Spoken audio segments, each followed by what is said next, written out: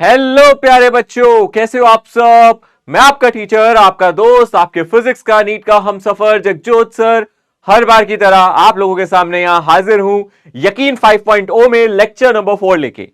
So students, अभी तक हम लोगों ने 3 लेक्चर कवर किए हैं इस फ्लूइड्स के।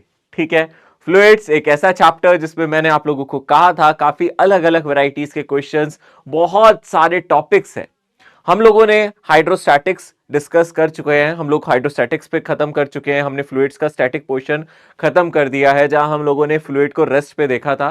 फिर हम लोग डायनामिक्स पे पहुंचे जहां मैंने आप लोगों को बर्नौलीज इक्वेशन ऑफ कॉन्टिन्यूटी के बारे में पढ़ाया था। लास्ट लेक्चर में कुछ यही चर्चा चल रही थी। इक्वेशन ऑफ कॉन्टिन्यूटी के हम लोग सवाल कर रहे थे, हम लोग देख रहे थे किस तरीके से हम इक्वेशन ऑफ कॉन्टिन्यूटी को अप्लाई कर सकते हैं। बेसिकली जब हम इक्वेशन ऑफ कॉन्टिन्यूटी की बात करते हैं तो हम लोग क्या कहते हैं, जब भी हम इक्वेशन ऑफ क्वांटिटी की बात करते हैं हमें यह समझ में आता है it is based on the conservation of mass, या फिर हम कह सकते हैं it is based on the conservation of volume. और इक्वेशन ऑफ क्वांटिटी जब भी हम अप्लाई करते थे तो हम सबसे पहले एक चीज ये मान के चलते थे कि जो मेरा लिक्विड है ना एकदम आइडियल है, एकदम आइडियल, ओबीडियंट, स्ट्रीमलाइन फ्लो कर रहा है, ओबीडियंट है, एकदम इनकॉम्प्रेसिबल है, वो कंप्रेस नहीं हो सकता, उसकी डेंसिटी नहीं बदल सकती, ये हम लोगों ने पहले से एज्यूम करके रखा हुआ है। उसके बाद हम ये सारी चर्चा कर रहे हैं जो भी हम आगे की बातें कर रहे हैं। जब हम इक्वेशन ऑफ कॉन्टिन्यूटी लिखते हैं, क्या होती है इक्वेशन ऑफ कॉन्टिन्यूटी, याद है ना आपको, A1V1 इज A2V2, है ना।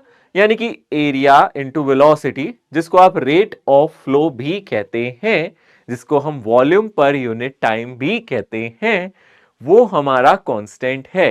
ये हम लोगों ने डिस्कस किया था, राइट। याद आ गया, उम्मीद करता हूं आपको याद आ गया होगा, ठीक है ना। इसके बाद अगर हम ध्यान से देखें, हमने बर्नौलिस प्रिंसिपल, बर्नौलिस थ्योरम को देखा था। वो किसके बेसिस पे हम लोग बोल रहे थे, किसके बेसिस पे बोल रहे थे, वो हम किस बेसिस पे बोल रहे थे, वो बोल रहे थे कंजर्वेशन ऑफ एनर्जी के बेसिस पे।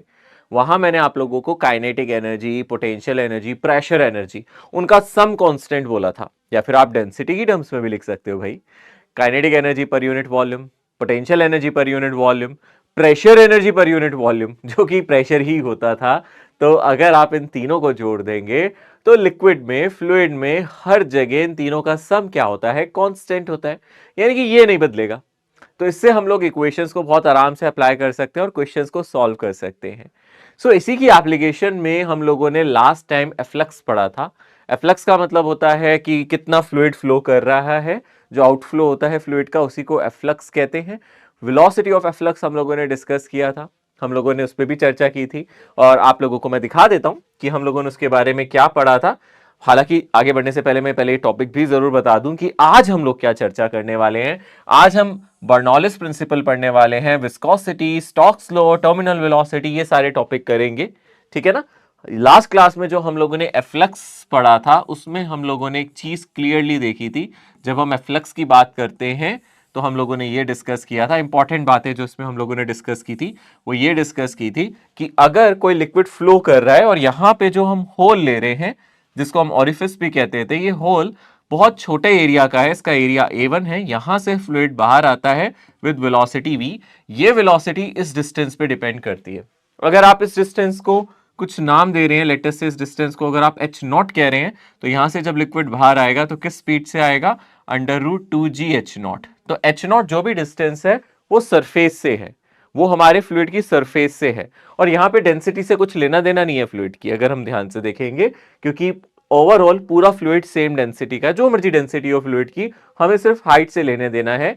पर ये याद रखना है, यहाँ जो A1 एरिया है ये स्मॉल एरिया है, वेरी वेरी स्मॉल। ये जो एरिया है ये बहुत छोटा था, वेरी वेरी स्मॉल, बहुत ज्यादा छोटा, एकदम ऐसा लग रहा है जैसे कि सुई से आपने चुबो दिया और वहां से पानी बाहर निकाल दिया हो, इतना छोटा एरिया। इतने छोटे एरिया से ये फ्लूइड बाहर फ्लो करते हुए आ रहा था, ठीक है। और हम लोगों ने क्या इंपॉर्टेंट चर्चा की थी, हम लोगों ने यह भी देखा था कि अगर किसी कंटेनर से फ्लूइड बाहर आ रहा है, यानी कि इस तरीके से अगर हम कंटेनर ले लें और इसके अंदर अपने फ्लूइड को कंसीडर कर लें, लेट अस से यहां पे मेरा फ्लूइड है, और अगर ये बाहर आ रहा है, यहां से फ्लूइड निकल के बाहर आ रहा है, ठीक है ना, तो हम जानते हैं हमें आर मैक्स कैसे मिलेगा, ये भी हम लोगों ने डिस्कस किया था। आर मैक्स के लिए हम लोगों को जो ये डिस्टेंस चाहिए, मान लो अगर ये टोटल हाइट है ना फ्लूइड की, ठीक है ना, तो आपको पता है ये बिल्कुल मिड पॉइंट होना चाहिए, दिस शुड बी h/2, है ना। ऑब्वियसली ये भी कितना होगा हमारा h/2। यहां से हमें r मैक्स मिलता है। वैसे रेंज निकालने का तरीका भी मैंने आपको बताया था, रेंज कैसे निकालते हैं। अगर आप इस डिस्टेंस को सोच के देखना, हम अगर सरफेस से डिस्टेंस को h कह रहे हैं तो हम लोगों को पता है अगर ये डिस्टेंस सरफेस से h है तो नीचे से ये h माइनस h होगा, ठीक है। या फिर उल्टा भी कर सकते हैं, उल्टा भी कर सकते हैं। अगर मैंने सरफेस से नीचे से ये डिस्टेंस h लिया है तो ऊपर से ये डिस्टेंस h माइनस h हो जाएगा। जैसे भी ले, पर ध्यान रखें कौन सा डिस्टेंस आप स्मॉल h ले रहे हो। कैपिटल H तो आपने टोटल हाइट ली है, डेफिनेटली कैपिटल H आपने यहाँ पे क्या ले रखी है, टोटल हाइट ले रखी है। तो अगर मैं बेस से डिस्टेंस h ले रहा हूं तो सरफेस से h माइनस h है, तो यहां से जो वेलोसिटी होगी वो डेफिनेटली लिक्विड की होगी √2 टाइम्स g, और यहां से आ जाएगा h माइनस h। ये किया था ना लास्ट क्लास में, है ना। यही वेलोसिटी होगी ना फ्लक्स की, पक्का ना, ठीक है। और फिर मैंने कहा था लिक्विड को नीचे आने में कितना टाइम लगेगा, टाइम जितने टाइम में लिक्विड नीचे आ जाएगा अंडर रूट कितना टाइम लगता है अगर हम ध्यान से देखेंगे, S = UT + ½ AT स्क्वायर से आप देख सकते हो 2S/A यानी कि 2h/g, तो √2h divided by acceleration due to gravity है ये। तो अगर आप रेंज निकालना चाहते हो तो आप इन दोनों को मल्टीप्लाई कर सकते हो, जो भी आपकी हॉरिजॉन्टल वेलोसिटी है इसको मल्टीप्लाई कर सकते हो टाइम से, यानी कि यहां से आ जाएगा √2g h माइनस h, और इसको आप मल्टीप्लाई कर सकते हो 2h/g से। और अगर आप r मैक्स निकालना चाहते हो, आप कहते हो कि नहीं हमें तो r मैक्स चाहिए, तो आप क्या कर सकते हो यहाँ पे √2g, और h माइनस h कितना बन जाएगा, h माइनस h/2, और यहां से ये भी कितना बन जाएगा 2 टाइम्स h/2 और g। और आप इसको सॉल्व भी कर सकते हो, बहुत सिंपल है ये कैलकुलेशन आप कर सकते हो, मैं करके भी दिखा सकता हूँ। लास्ट टाइम मैंने ये कैलकुलेशन की नहीं थी, मैंने आपको कहा था आप इसको ट्राई कर सकते हो, बट आप इसको इजीली कर सकते हो। ये बन जाएगा 2g h/2, है ना। अगर आप इसको ध्यान से देखोगे ये कितना बन जाएगा, यहां से बन जाएगा √2g h/2, और यहां से कितना बन जाएगा अगर आप ध्यान से देखोगे, यहां से बन जाएगा ये 2 से 2 आप कैंसिल कर सकते हो, यहां से बन जाएगा h divided by g, √h divided by g। So clearly यहां से अगर आप r निकालने की कोशिश कर रहे हो, ये 2 भी इस 2 से कट जाएगा, √g से कट जाएगा, तो यानी कि ये कितना आ जाएगा आपका r मैक्स कितना आ जाएगा आप देख सकते हो, ये ऑब्वियसली किसके इक्वल आ जाएगा, h के इक्वल आ जाएगा।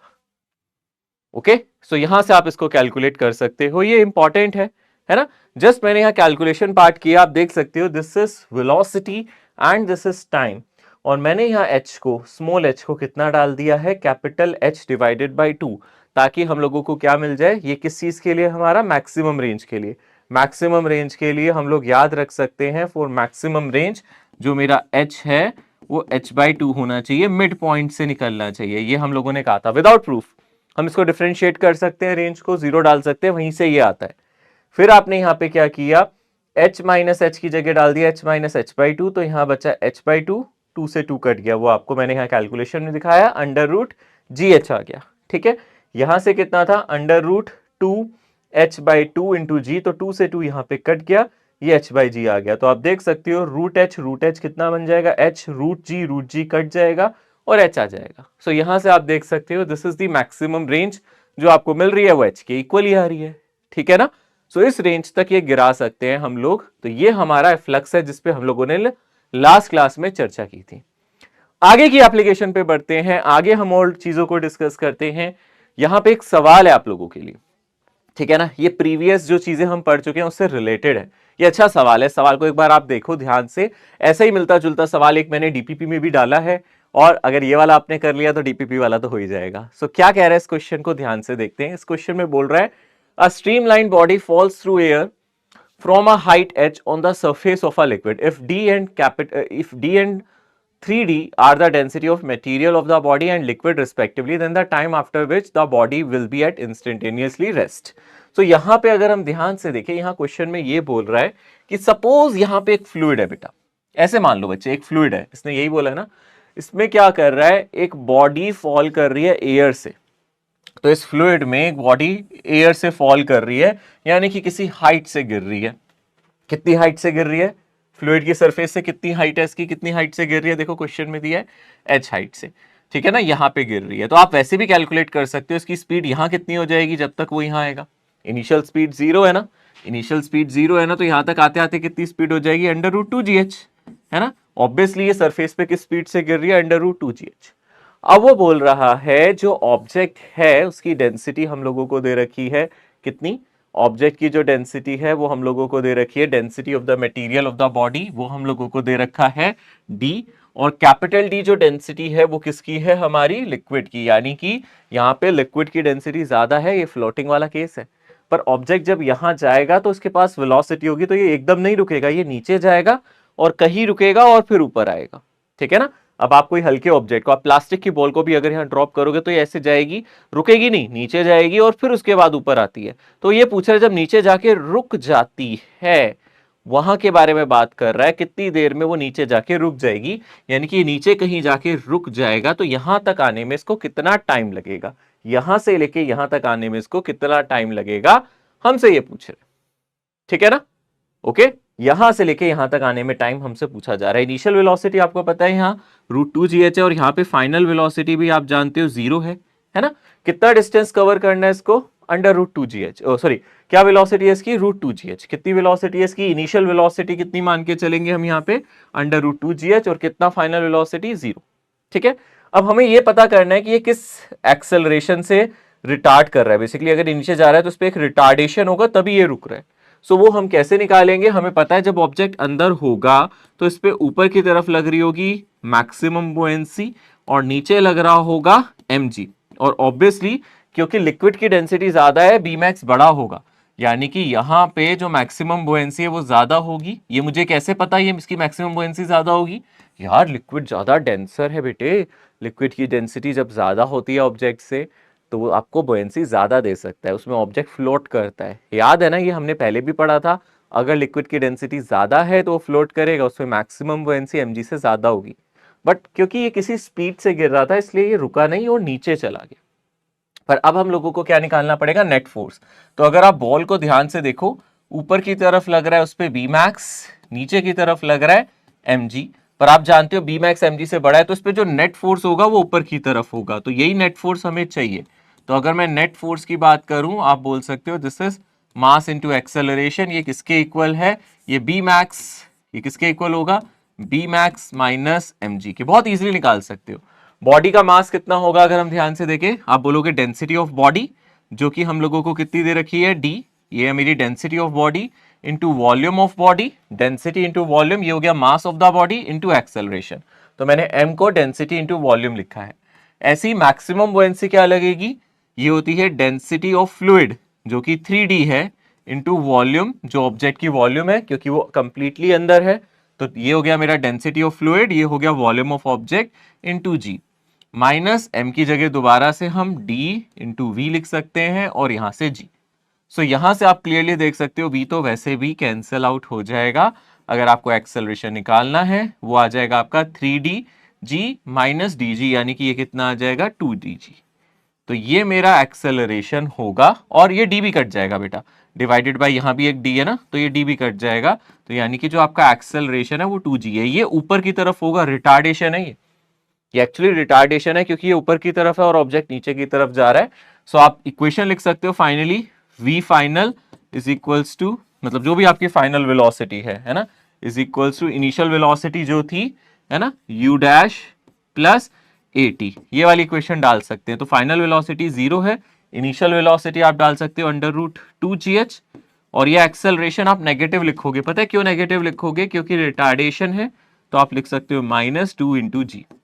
तो यहां से जो मेरा, इसको राइट साइड ले जाओ, टाइम आएगा वो कितना आ जाएगा, √2gh डिवाइडेड बाय 2g, तो यहां से कितना आ जाएगा आपका answer h divided by √2g।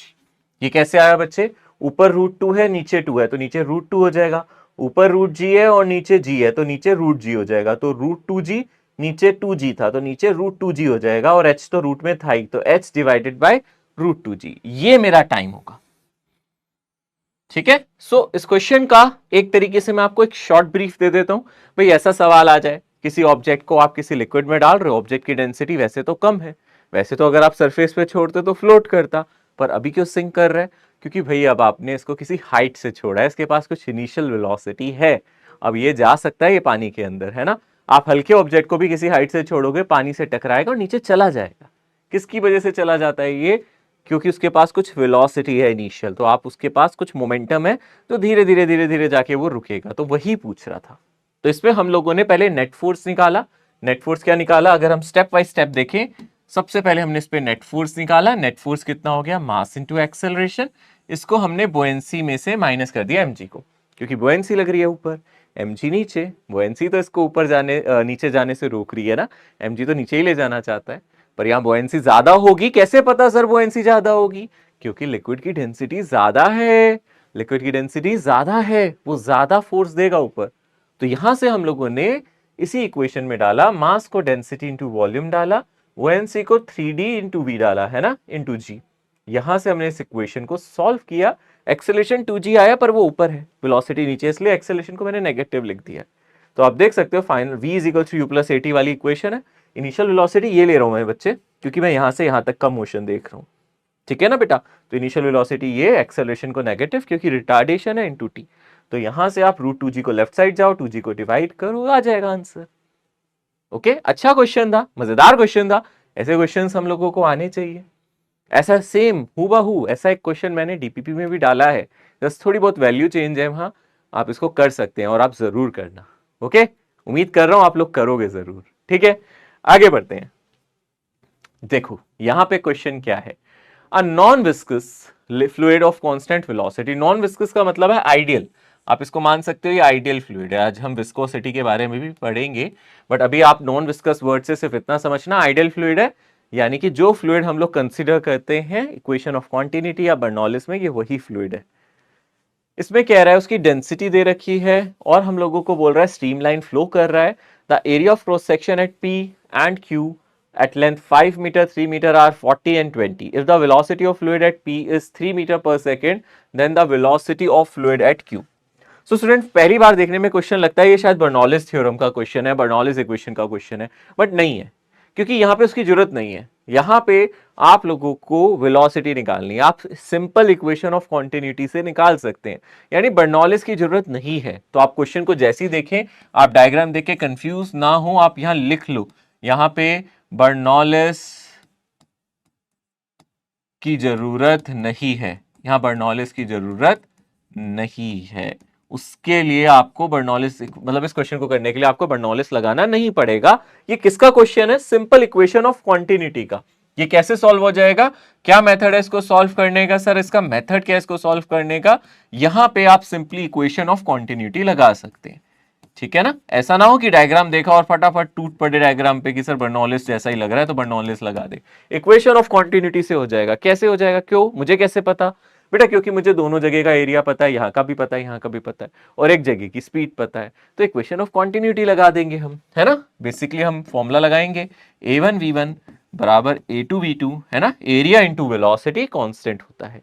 तो आपको पहला वाला एरिया कितना दे रखा है? 40, है ना? और दूसरा वाला एरिया भी दे रखा है 20। तो और पहले वाली वेलोसिटी कितनी दे रखी है? P पॉइंट पे 3 मीटर पर सेकेंड दे रखी है। ठीक है, ये दे रखी है ना 3 मीटर पर सेकेंड। P पे आपको वेलोसिटी दे रखी है 3 मीटर पर सेकेंड। तो आपका आ जाएगा A2 कितना है हमारा 20, और यहाँ पे जो वेलोसिटी है V2 ये हमें निकालनी है।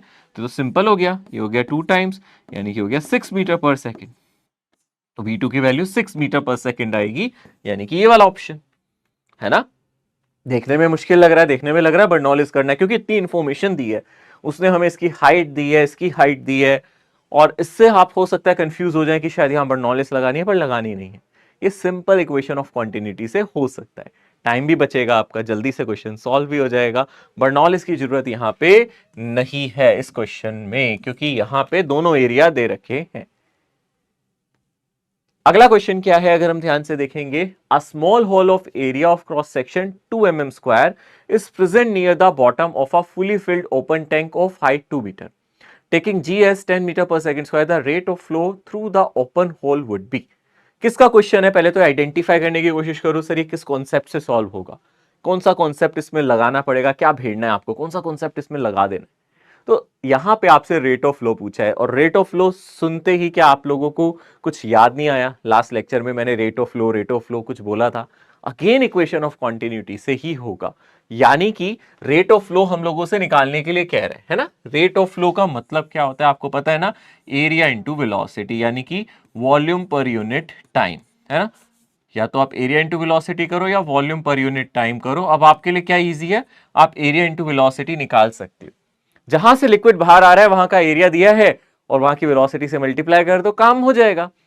तो अब ये तो एफ्लक्स का क्वेश्चन हो गया। अगर हम ध्यान से देखेंगे यहां पे हम लोग देख सकते हैं एफ्लक्स से भी हो सकता है, यानी कि यहां area into volume sorry into velocity को हम क्या बोलते हैं, रेट ऑफ फ्लो, है ना। तो यहां से हमें ये पता चल गया रेट ऑफ फ्लो क्या होता है, एरिया इंटू वेलोसिटी होता है ना। और दूसरा ये फ्लक्स से हो जाएगा। फ्लक्स से कैसे हो जाएगा, अगर हम ध्यान से देखेंगे यहां पे हम लोगों को कंटेनर दिया है, ठीक है ना। यहां पे हमें कंटेनर दिया है, कंटेनर का जो क्रॉस सेक्शन एरिया है बॉटम पे वो हम लोगों को दे रखा है। बहुत ही बढ़िया, ये कितना दे रखा है, 2 mm², राइट। और 2 mm² को क्या लिख सकते हैं, 2 × 10⁻⁻6 मीटर²। याद है ना 1 mm किसके बराबर होता है, 1 mm होता है 10⁻³ मीटर के। तो अगर आप स्क्वायर कर दोगे बोथ साइड तो पावर -6 हो जाएगी अपने आप ही। और हम लोगों को क्या बोला गया है, यहाँ पे जो टैंक फिल है वो 2 मीटर हाइट तक फिल है, यानी कि जो टैंक की हाइट है वो 2 मीटर है। और अब आप यहां से निकाल सकते हो उसकी स्पीड, फ्लक्स निकाल सकते हो। तो आपको पता है इसकी जो वेलोसिटी आ जाएगी वो √2gh आ जाएगी, है ना। और अगर हमें रेट ऑफ फ्लो निकालना है तो वो हम जानते हैं, हमने ऊपर फॉर्मूला देखा हुआ है ना। इक्वेशन ऑफ कॉन्टिन्यूटी में भी हम रेट ऑफ फ्लो ही बोलते हैं ना इसको। तो ये कांस्टेंट होता है, बट यहाँ पे रेट ऑफ फ्लो हमें कैलकुलेट करना है। वो क्या हो जाएगा, एरिया इंटू वेलोसिटी, है ना। तो क्या होगा जल्दी से देखो फटाफट, एरिया कितना है आपके पास 2 × 10⁻⁻6 और वेलोसिटी कितनी है √2gh, √2 टाइम्स g की जगह 10 और हाइट मेरी 2। तो यहां से कितना आ जाएगा, यहां से 2 × 2 ये हो गया 4 और अंडर रूट से बाहर आ जाएगा 2 बन जाएगा, है ना। ये 4 हो गया ना बच्चे, 4 √4 क्या होता है 2, तो ये 2 बाहर आ गया और इंटू 10⁻⁻6 और बचा क्या √10। √10 अप्रोक्सीमेटली 3 कुछ होगा, 3 के आसपास होगा, है ना। √10 की वैल्यू अगर आप ध्यान से देखोगे अप्रोक्सीमेटली 3 के आसपास होगी। 2 × 2 कितना हो गया 4 × 3 पॉइंट समथिंग, 3.1 ले लेता हूं मैं अभी के लिए, अप्रोक्सीमेट आंसर निकाल रहा हूं मैं बच्चे, फिर ऑप्शन से मैच कर लूंगा। तो ये कितना आ जाएगा, अराउंड 4 3 12.4, अप्रोक्सीमेटली निकाला मैंने 12.4, थोड़ा सा आगे पीछे हो सकता है आंसर, हम बेस्ट ऑप्शन देख के मैच कर लेंगे। सो देखो अगर सारे ही ऑप्शंस को अगर मैं ध्यान से देख रहा हूं, इनमें से कौन सा ऑप्शन है जो सबसे क्लोज मुझे नजर आ रहा है, वो ये है। तो डेफिनेटली इसका आंसर क्या हो जाएगा, यही ऑप्शन, है ना। Easy question. सो इस तरीके से आप क्वेश्चन को सॉल्व कर सकते हो। बस पहले आइडेंटिफाई करो हमें निकालना क्या है। रेट ऑफ फ्लो हम लोगों ने इक्वेशन ऑफ कॉन्टिन्यूटी में सुना था ये शब्द, और हम जानते हैं इसको वॉल्यूम पर यूनिट टाइम कहते हैं, जिसको एरिया इंटू वेलोसिटी भी कहते हैं। और अच्छी बात ये है यहाँ वेलोसिटी हम निकाल सकते हैं फ्लक्स से, और एरिया क्वेश्चन में दे रखा है सर, है ना। तो ये तो आराम से हो जाएगा क्वेश्चन, ये तो धमाल मचा दिया भाई आपने। ओके बढ़िया है ना। देखो आया हुआ है, ये प्रीवियस ईयर्स में आया हुआ है। ओके और एप्लीकेशंस क्या है बर्नौलिस थ्योरम के, इसके और क्या अलग अलग एप्लीकेशन है। यहां एप्लीकेशंस की अगर बात करें तो आपके सामने एक चीज है जिसको बोलते हैं एटमाइजर। इसी को हम क्या बोलते हैं, एटोमाइजर, और हम लोग बोलते हैं स्प्रेयर, है ना। स्प्रे करते हैं ना हम इससे, इसी को स्प्रेयर भी बोल देते हैं कभी कभी। तो इससे हम स्प्रे कर रहे हैं तो इसको स्प्रेयर बोल रहे हैं। ये किस कॉन्सेप्ट पे काम कर रहा है बेसिकली हमें ये समझना पड़ेगा। ओके ऐसा लग रहा है जैसे वो होली पे पिचकारी नहीं होती, बिल्कुल वैसा सही लग रहा है। कॉन्सेप्ट क्या है आप देख सकते हो, जो लिक्विड है वो इस कंटेनर में फिल्ड है, आपको नजर आ रहा है ना। जो लिक्विड है इस कंटेनर में फिल्ड है। यहाँ पे एक पतला सा पाइप भी लगा होता है वैसे, ठीक है ना, एक पतला सा पाइप भी लगा रखा होता है, ठीक है। यहाँ एक पतला सा पाइप लगा होता है जिससे लिक्विड ऊपर जा सकता है। पर क्यों जा रहा है लिक्विड ऊपर, लिक्विड कैसे फ्लो करता है आप जानते हो, कोई भी लिक्विड कैसे फ्लो करता है, it flows from high pressure to low, ठीक है ना। वो कैसे फ्लो करता है, हाई प्रेशर टू लो। तो इनिशियली अगर आप ध्यान से देखो, अगर आप इनिशियली सोचो ध्यान से, यहां लिक्विड की सरफेस पे प्रेशर एटमॉस्फेरिक होगा, है ना। और यहां ऊपर भी प्रेशर कितना होगा, एटमॉस्फेरिक। हर जगह एटमॉस्फेरिक प्रेशर है तो लिक्विड कहीं भी फ्लो नहीं करेगा। लिक्विड को फ्लो करने के लिए चाहिए प्रेशर डिफरेंस, अगर प्रेशर डिफरेंस नहीं है तो लिक्विड फ्लो नहीं करता है। बात क्लियर है ना। हाँ सर, लिक्विड फ्लो करेगा जब प्रेशर डिफरेंस होगा। तो अब इससे क्या करते हैं आप देख सकते हो, ये पंप टाइप लगा हुआ है, आप देख सकते हो। हम इस पिस्टन को राइट साइड मूव करते हैं, हम इसको राइट साइड मूव करते हैं। इससे क्या होता है, यहाँ जो एयर के मॉलिक्यूल्स है ना, इनके पास एक वेलोसिटी आ जाती है और यहाँ वेलोसिटी एयर की बढ़ जाती है, बात समझ में आ रहा है? यहाँ स्पीड ऑफ एयर बढ़ जाती है जैसे हम इसको राइट साइड पुश करते हैं। इसको आगे पुश करने से क्या होता है, व्हेन वी पुश, है ना, इससे क्या होता है, व्हेन वी पुश, जब हम इसको पुश करते हैं, वेलोसिटी ऑफ मॉलिक्यूल्स इंक्रीजेस। तो यहां पे इंक्रीज हो जाती है वेलोसिटी ऑफ मॉलिक्यूल, यहां बढ़ जाती है, ठीक है ना। वैसे ये हाइट डिफरेंस बहुत ज्यादा नहीं है, ये जो हाइट डिफरेंस है मैं इसको इग्नोर कर सकता हूं, मैं मान सकता हूं ऑलमोस्ट ये दोनों पॉइंट सेम हाइट पे, कुछ ज्यादा फर्क यहाँ पे है नहीं। क्योंकि जब हम बर्नौलिस प्रिंसिपल लगाते हैं तो मुझे एक हाइट ये चाहिए और एक हाइट ये चाहिए, है ना। एक को आप h1 कह देते हो, एक को आप h2 कह देते हो। यहां मैं अप्रोक्सीमेटली h1 और h2 को क्या मान के चल रहा हूं, सेम हाइट मान के चल रहा हूं, क्योंकि ज्यादा डिफरेंस नहीं है बेटा। क्योंकि जो यहाँ पे हम फ्लूइड कंसीडर कर रहे हैं वो वैसे भी बहुत लो डेंसिटी का है, एयर है, इसलिए हाइट डिफरेंस ज्यादा नहीं होता। ये बहुत ज्यादा डिफरेंस होगा हाइट का तभी ये हम इसको कंसीडर करेंगे। यहाँ ऑलमोस्ट सेम मान रहे हैं। अब आप बर्नौलिस लगा सकते हो, तो अगर आप यहाँ पे और यहाँ पे बर्नौलिस लगा रहे हो तो इस पॉइंट के प्रेशर को आप बोल रहे हो लेट अस से P1 और ऊपर वाले पॉइंट के प्रेशर को बोल रहे हो P2, ठीक है ना। मान लेते हैं यहाँ का प्रेशर P1 है और यहाँ का P2 है। सो आप देख सकते हो अगर मैं यहाँ बर्नौलिस लगा रहा हूं तो मैं लिख सकता हूं P1 प्लस हाफ रो V1 स्क्वायर प्लस रो GH1, और ये किसके बराबर हो जाएगा, P2 प्लस हाफ रो V2 स्क्वायर, ठीक है ना, half rho V2 square plus रो GH2। और हमने बोला था H1 और H2 ऑलमोस्ट बराबर हैं, तो रो GH कट जाएगा, क्योंकि H1 और H2 बराबर है इसलिए मैंने कैंसिल किया इन दोनों को, मतलब मैं H1 और H1 रख सकता हूं यहाँ पे। और अगर आप ध्यान से देखोगे यहां पे, अगर आप क्लियरली देखोगे कौन सा प्रेशर बढ़ा है, कैसे पता चलेगा कौन सा प्रेशर बढ़ा है, P1 बढ़ा है या P2 बढ़ा है, कैसे पता चलेगा, ये देखो V2 बढ़ा है या V1। यहां पे एयर की स्पीड बढ़ रही है, यहाँ पे एयर की स्पीड जो थी वो V2 थी, यहाँ जो एयर की स्पीड है वो V1 है। V1 ऑलमोस्ट जीरो है, बट अगर आप V2 की बात करोगे वो V1 से बड़ी है। क्यों? क्योंकि जब आपने स्प्रे को ऐसे किया, यहाँ एयर की स्पीड बढ़ गई थी, तो V2 V1 से बड़ा है ना। तो आप देख सकते हो आपकी थ्योरम से आपके पास मिला है P1 प्लस हाफ रो V1 square same S P2 plus half रो V2 स्क्वायर। तो यानी कि क्योंकि V2 V1 से बड़ा है, आप देख सकते हो ये वाली टर्म इस वाली टर्म से बड़ी है और इसका सम कांस्टेंट होना चाहिए। क्योंकि V2 V1 से बड़ा है इसलिए P1 P2 से बड़ा होना चाहिए, है ना। Since V2 is greater then V1, क्योंकि V2 V1 से बड़ा है, इससे क्या कह सकते हो आप, P1 P2 से बड़ा है। ऐसा क्यों कह सकता हूं बेटा, दो नंबर का जब सम कांस्टेंट होता है, मान लो दो नंबर ले लो, आपने एक नंबर ले लिया 4, एक नंबर ले लिया 8, तो 4 प्लस 8 हो गया, है ना, दो नंबर हो गए, एक 4 और 8। तो अगर आप एक नंबर को बढ़ाओगे तो दूसरा नंबर कम होना चाहिए, तभी उसका सम कांस्टेंट रहेगा। 4 प्लस 8 क्या होता है 12।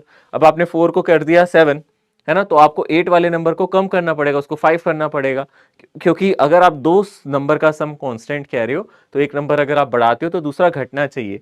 वैसे ही इन दोनों का सम कांस्टेंट है, अगर आप V2 को बढ़ा रहे हो तो इसको कम होना पड़ेगा, यानी कि यहां पे इसका सम कांस्टेंट है, तो अगर एक चीज बढ़ रही है तो दूसरी घटनी चाहिए। अगर V2 बड़ा है V1 से तो P1 बड़ा होगा P2 से। अगर ये वाली टर्म इस वाली टर्म से बड़ी है तो ये वाली टर्म इससे बड़ी होनी चाहिए, यानी कि P1 बड़ा होना चाहिए P2 से। तो ऑब्वियसली यहां का प्रेशर ज्यादा है, यहां का प्रेशर कम है, तो इधर का प्रेशर ज्यादा, इस पॉइंट का प्रेशर ज्यादा, यहां का कम, इसलिए फ्लूइड ऊपर की तरफ जाने लगता है, ऐसे बाहर की तरफ। समझ में आ रहा है अच्छी तरीके से? सो कॉन्सेप्ट बहुत क्लियर है। जब आप इसको ऐसे पुश करते हो, आप एक शॉट में, एक सिंगल शॉट में समझ सकते हो, जब आप आगे पुश करते हो तो यहां स्पीड बढ़ती है। तो आप इतना याद रखना, जब आपके मॉलिक्यूल्स की स्पीड बढ़ेगी ना, वहां का प्रेशर घट जाएगा। आप इन शॉर्ट ऐसे भी याद रख सकते हो कि अगर आप वेलोसिटी बढ़ा देते हो ना मॉलिक्यूल्स की, जिस जगह आप फ्लूइड की वेलोसिटी बढ़ा देते हो उस जगह का प्रेशर घट जाता है, यानी कि यहाँ का प्रेशर घटने से नीचे का प्रेशर ज्यादा है, तो फ्लूइड हाई प्रेशर से लो प्रेशर बाहर की तरफ मूव करता है। ठीक है ना, कुछ ना याद रहे, आप पूरी नॉलेज लगाने की जरूरत थोड़ा है आपको, आप इन शॉर्ट इतना याद रखो, मैंने यहां से यही प्रूफ किया है।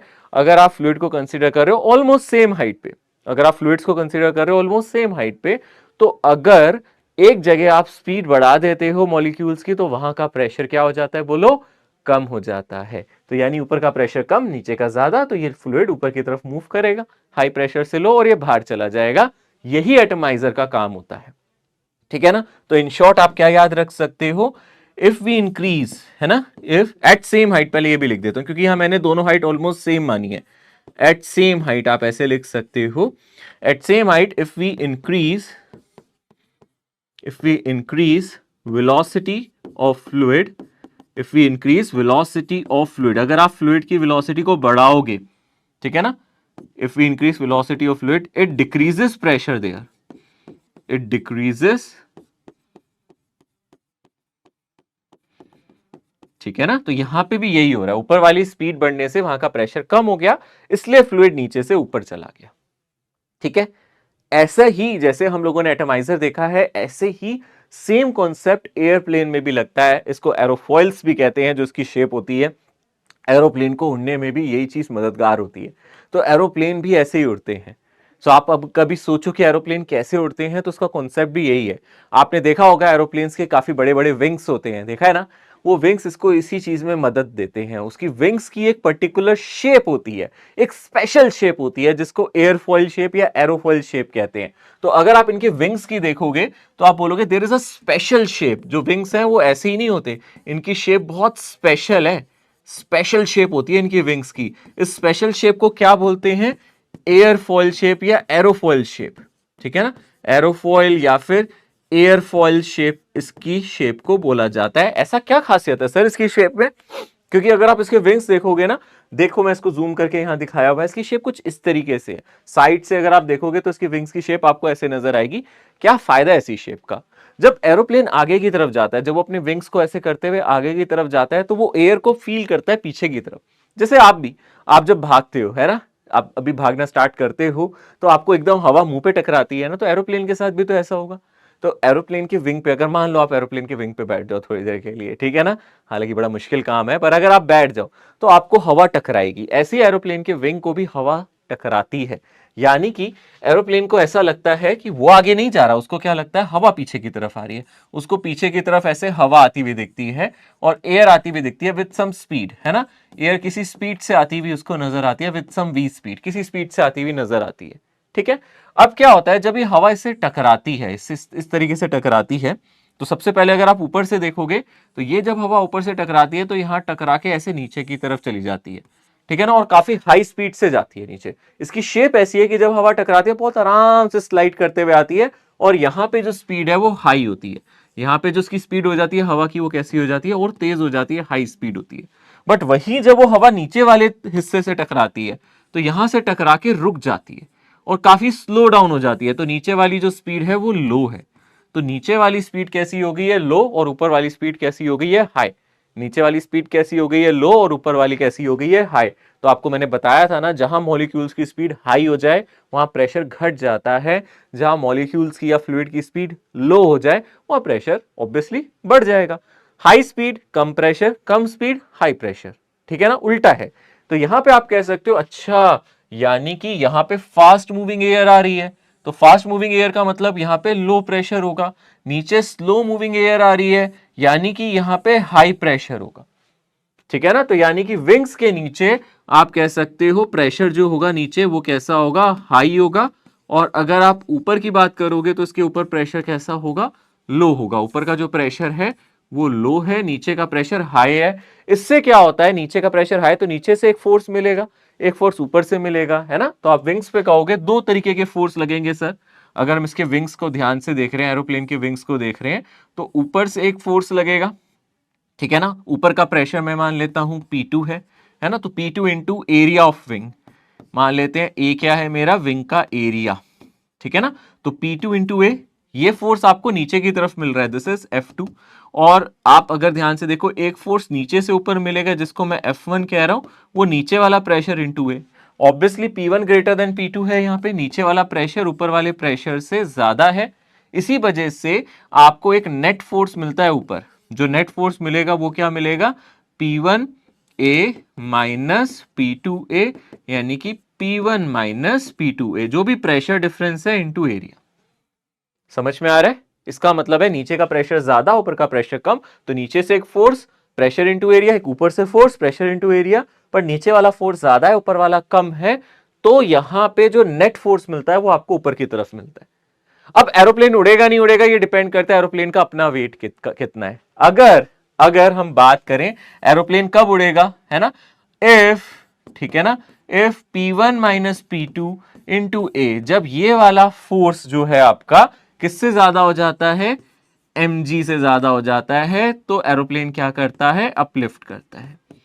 इस कंडीशन में वो क्या करता है, अपलिफ्ट करना स्टार्ट करता है। दिस इज अपलिफ्टिंग कंडीशन, ठीक है ना। ये किसकी कंडीशन है, अपलिफ्ट करने की कंडीशन है। ओके, सो बहुत सिंपल है। इन शॉर्ट दोबारा से अगर मैं डिस्कस करूं, बहुत आसान है। आप ऐसे समझ सकते हो कि सर ये प्लेन आगे जा रहा है, नीचे वाली इसकी शेप ऐसी है सर, एरोफॉइल शेप है बहुत। आप मेरे हाथ को ध्यान से देखो, ऐसी सी शेप है। जब हवा टकराती है ना तो ऊपर से तो बड़ी तेजी से निकलती है, नीचे वाली हवा स्लो हो जाती है। तो नीचे का जो प्रेशर है, अगर आप नीचे वाले पॉइंट की बात करो, नीचे का प्रेशर ज्यादा हो जाएगा क्योंकि नीचे स्पीड कम है। ऊपर का प्रेशर क्या है, कम हो जाएगा क्योंकि ऊपर की स्पीड ज्यादा है। तो इस पे एक नेट फोर्स ऊपर की तरफ मिलेगा। अगर mg से ज्यादा है तो ये इसको ऊपर ले जा सकता है, अगर mg से कम है तो ये ऊपर नहीं जाएगा प्लेन, ठीक है ना। सो ये कंडीशन होती है एरोप्लेन्स में, ये तरीका होता है प्लेन को उड़ाने का। ओके, पर इस पे और चर्चा कर सकते हैं। अभी हम इस पे और चर्चा क्या कर सकते हैं, ये हमने विंग कंसीडर कर लिया, मान लो प्लेन का, दोनों विंग का टोटल एरिया हमने ये मान लिया। देखो अब अगर हम प्लेन कंसीडर कर रहे हैं तो ये जैसे मेरा विंग है, प्लेन का जो विंग है इसकी एरोफॉइल शेप है, इसका कुछ एरिया हम लोगों ने माना था ए, है ना। हमने देखा था नीचे से जो प्रेशर लग रहा है वो P1 है इंटू एरिया, ये क्या हो जाएगा मेरा F1, ऊपर से ये लग रहा है P2 इंटू ए, ये मेरा हो गया F2। तो मैंने अभी देखा था जो मेरा नेट फोर्स है वो कितना होना चाहिए, वो P1 माइनस P2 इंटू ए होगा, यही होगा ना। और अगर mg से बड़ा है तो प्लेन उड़ जाता है। बट हम इसको बर्नौलिस से P1 माइनस P2 को कैलकुलेट कर सकते हैं। मैं अगर ऊपर मान लूं मेरी वेलोसिटी v2 है, नीचे मैं मान लूं वेलोसिटी v1 है, तो यहां से बर्नौलिस इक्वेशन लग जाएगी P1 plus P2 half rho v1 square plus रो gh, क्योंकि यहां पे मेरा जो प्लेन है उसके विंग को मैं ज्यादा विड्थ का नहीं मान रहा। अभी मैं आपको दिखाता हूं, अगर हम ध्यान से देखें, जो ऊपर और नीचे पॉइंट है ऑलमोस्ट सेम हाइट पे है। मैं ग्राउंड से अगर ये हाइट ले रहा हूं h1 तो ये हाइट h2, तो मैं विंग की ज्यादा विड्थ नहीं मान रहा, इसलिए h1 और h2 यहाँ पे सेम है। तो यहाँ पे मैं दोनों जगह हाइट सेम लेके चल रहा हूं जैसे पहले लिया था, तो इसमें रो जी एच की जरूरत नहीं है। यहां से अगर आप P1 माइनस P2 निकालोगे तो कितना आ जाएगा, हाफ रो, इस वाली टर्म को राइट साइड ले जाओ, ये आ जाएगा V2 square minus V1 square. सो ये प्रेशर डिफरेंस का फॉर्मूला हो गया। यानी कि आप इसको क्या लिख सकते हो, आप इसको ऐसे भी लिख सकते हो, half rho V2 square minus V1 square, ठीक है ना। इसी को हम एरोप्लेन का अपलिफ्ट भी कह सकते हैं। This is dynamic lift of the plane, uplift, है ना। इसी को आप डायनेमिक लिफ्ट भी कह सकते हो, है ना। इसी को आप डायनेमिक अपलिफ्ट भी कह सकते हो। यही हमें अपलिफ्ट मिलता है प्लेन पे, ठीक है ना। नेट फोर्स अगर हम ध्यान से देखें वो यही मिल रहा है, प्रेशर डिफरेंस, बट एरिया भी मल्टीप्लाई करना बच्चा, इनटू एरिया, ठीक है ना। सो इनटू एरिया अगर आप करोगे तो आपको ये मिल जाएगा, pressure difference half rho V2 square minus V1 square हो जाएगा, इनटू एरिया मल्टीप्लाई कर दोगे तो हमें क्या मिल जाएगा, यहाँ पे फोर्स मिल जाएगा। तो आप देख सकते हो this is the uplift for the aeroplane, ठीक है ना। अगर ये किससे बड़ी हो जाती है ना, अब आप जानते हो, कंडीशन जानते हो, अगर ये mg से बड़ी हो गई, है ना, अगर ये हमारी mg से क्या हो गई, if this is greater then mg, तो प्लेन क्या कर जाता है, फ्लाई करने लगता है, अदरवाइज नहीं कर पाता। दिस इज नेट फोर्स जो उसे मिल रहा है, ठीक है। ओके, यहां पे एक क्वेश्चन भी आप देख सकते हो, क्वेश्चन क्या कहता है, वही सेम जैसे भी हमने पढ़ा था, the flow speed of air on the lower and the upper surfaces of the wing of aeroplane is इतना। तो लोअर पे आप देख सकते हो फ्लो स्पीड कितनी है on the lower and upper, तो नीचे v है और ऊपर √2v है ना। प्लेन के ऊपर वाले पोर्शन पे √2v है, नीचे v है, और डेंसिटी हमें एयर की दे रखी है रो, सरफेस एरिया विंग का दे रखा है ए, डायनेमिक लिफ्ट आपसे पूछ रहा है कि कितनी उसको डायनेमिक लिफ्ट मिलेगी, तो हम डायनेमिक लिफ्ट आराम से निकाल सकते हैं। अभी तो हमने देखा था क्या फॉर्मूला था इसका, है ना, अभी हमने देखा था ना, डायनेमिक लिफ्ट यानी कि वो फोर्स की ही बात कर रहा है, तो जो उसको डायनेमिक लिफ्ट मिल रही है, अगर वो mg से बड़ी भी तो उड़ेगा, बट हमसे तो डायनेमिक लिफ्ट ही पूछा है। हमने देखा था हाफ रो, यहां से हम लिख सकते हैं V2 square minus V1 square, ज्यादा वाली स्पीड माइनस कम वाली, यही करना है ना। तो ज्यादा कितनी है, √2v, यही आ जाएगा हमारा। तो half rho 2v square minus v square, यानी कि यहां से तो simply half rho v square, और एरिया भी है मल्टीप्लाई में, है ना, इनटू एरिया भी करना है, तो मल्टीप्लाई बाय एरिया भी है, तो यहां से आ जाएगा half rho v square into area, ठीक है ना। एरिया और मल्टीप्लाई कर देना। ओके, ये तो प्रेशर डिफरेंस था जो मैंने लिखा था, एरिया और मल्टीप्लाई कर देना, तो यानी कि क्या आंसर आ जाएगा, हाफ रो v स्क्वायर ए। इजी है, आसान है ना। सो देखो कितना इंटरेस्टिंग है ये चैप्टर, ये आप लोगों को क्या क्या सिखा रहा है। आपको फ्लूइड्स में यहाँ पे एरोप्लेन का अपलिफ्टमेंट भी दिखा रहा है कि एरोप्लेन कैसे उड़ता है, एयरफॉइल शेप क्या होती है ना। एग्जाम में ऐसा कोई थ्योरेटिकल क्वेश्चन भी तो आ सकता है, थ्योरी वाला क्वेश्चन भी तो आ सकता है इस तरीके से, कोई आपसे थ्योरी के बारे में पूछ ले, थ्योरी वाला क्वेश्चन भी तो आ सकता है, आपसे ऐसा कुछ सवाल भी तो पूछ सकता है, ठीक है ना। स्पेशल थिंग अबाउट एयरफॉइल, है ना, स्पेशल थिंग अबाउट एयरफॉइल, है ना, एरोफॉइल या फिर एयरफॉइल शेप। तो आप याद रखना क्या करता है, इट एंश्योर्स, यहां से आप हमेशा याद रखना, it ensures high velocity at top of wing and low velocity at bottom of wing. ये याद रखना, उल्टा दे सकता है एग्जाम में, एजर्शन रीजन में हो सकता है एग्जाम में लिखा हो कि टॉप पे वेलोसिटी कम होती है और नीचे ज्यादा होती है, नहीं, उल्टा है। यहां टॉप पे, विंग के टॉप पॉइंट पे वेलोसिटी लो है, नीचे कैसी है, अगर हम ध्यान से देखेंगे ऊपर वेलोसिटी आपकी हाई है और नीचे कैसी है, लो। उल्टा लिख के दे सकता है, हो सकता है यहां बोले ऊपर लो है नीचे हाई है, बट नहीं, ऊपर वाली वेलोसिटी आपकी हाई है, नीचे वाली वेलोसिटी लो है, ठीक है ना। इससे क्या फायदा होता है, इससे फायदा क्या होता है, अगर ऐसा होने से क्या होता है, pressure at bottom of wing, अगर हम बॉटम पॉइंट पे बात करें, bottom of wing is more than top of wing, तो विंग के ऊपर वाले पोर्शन से ज्यादा प्रेशर लो पे होता है। तो याद रखना एरोफॉइल शेप या फिर एयरफॉइल शेप का बेनिफिट क्या है, ये अपने को याद होना चाहिए। तो थ्योरी वाले क्वेश्चन से रिलेटेड यहां से चीज आपसे पूछ सकता है, आपसे थ्योरी के बारे में पूछ सकता है, थ्योरेटिकल क्वेश्चन इस तरीके से बना सकता है। ओके, क्लियर है।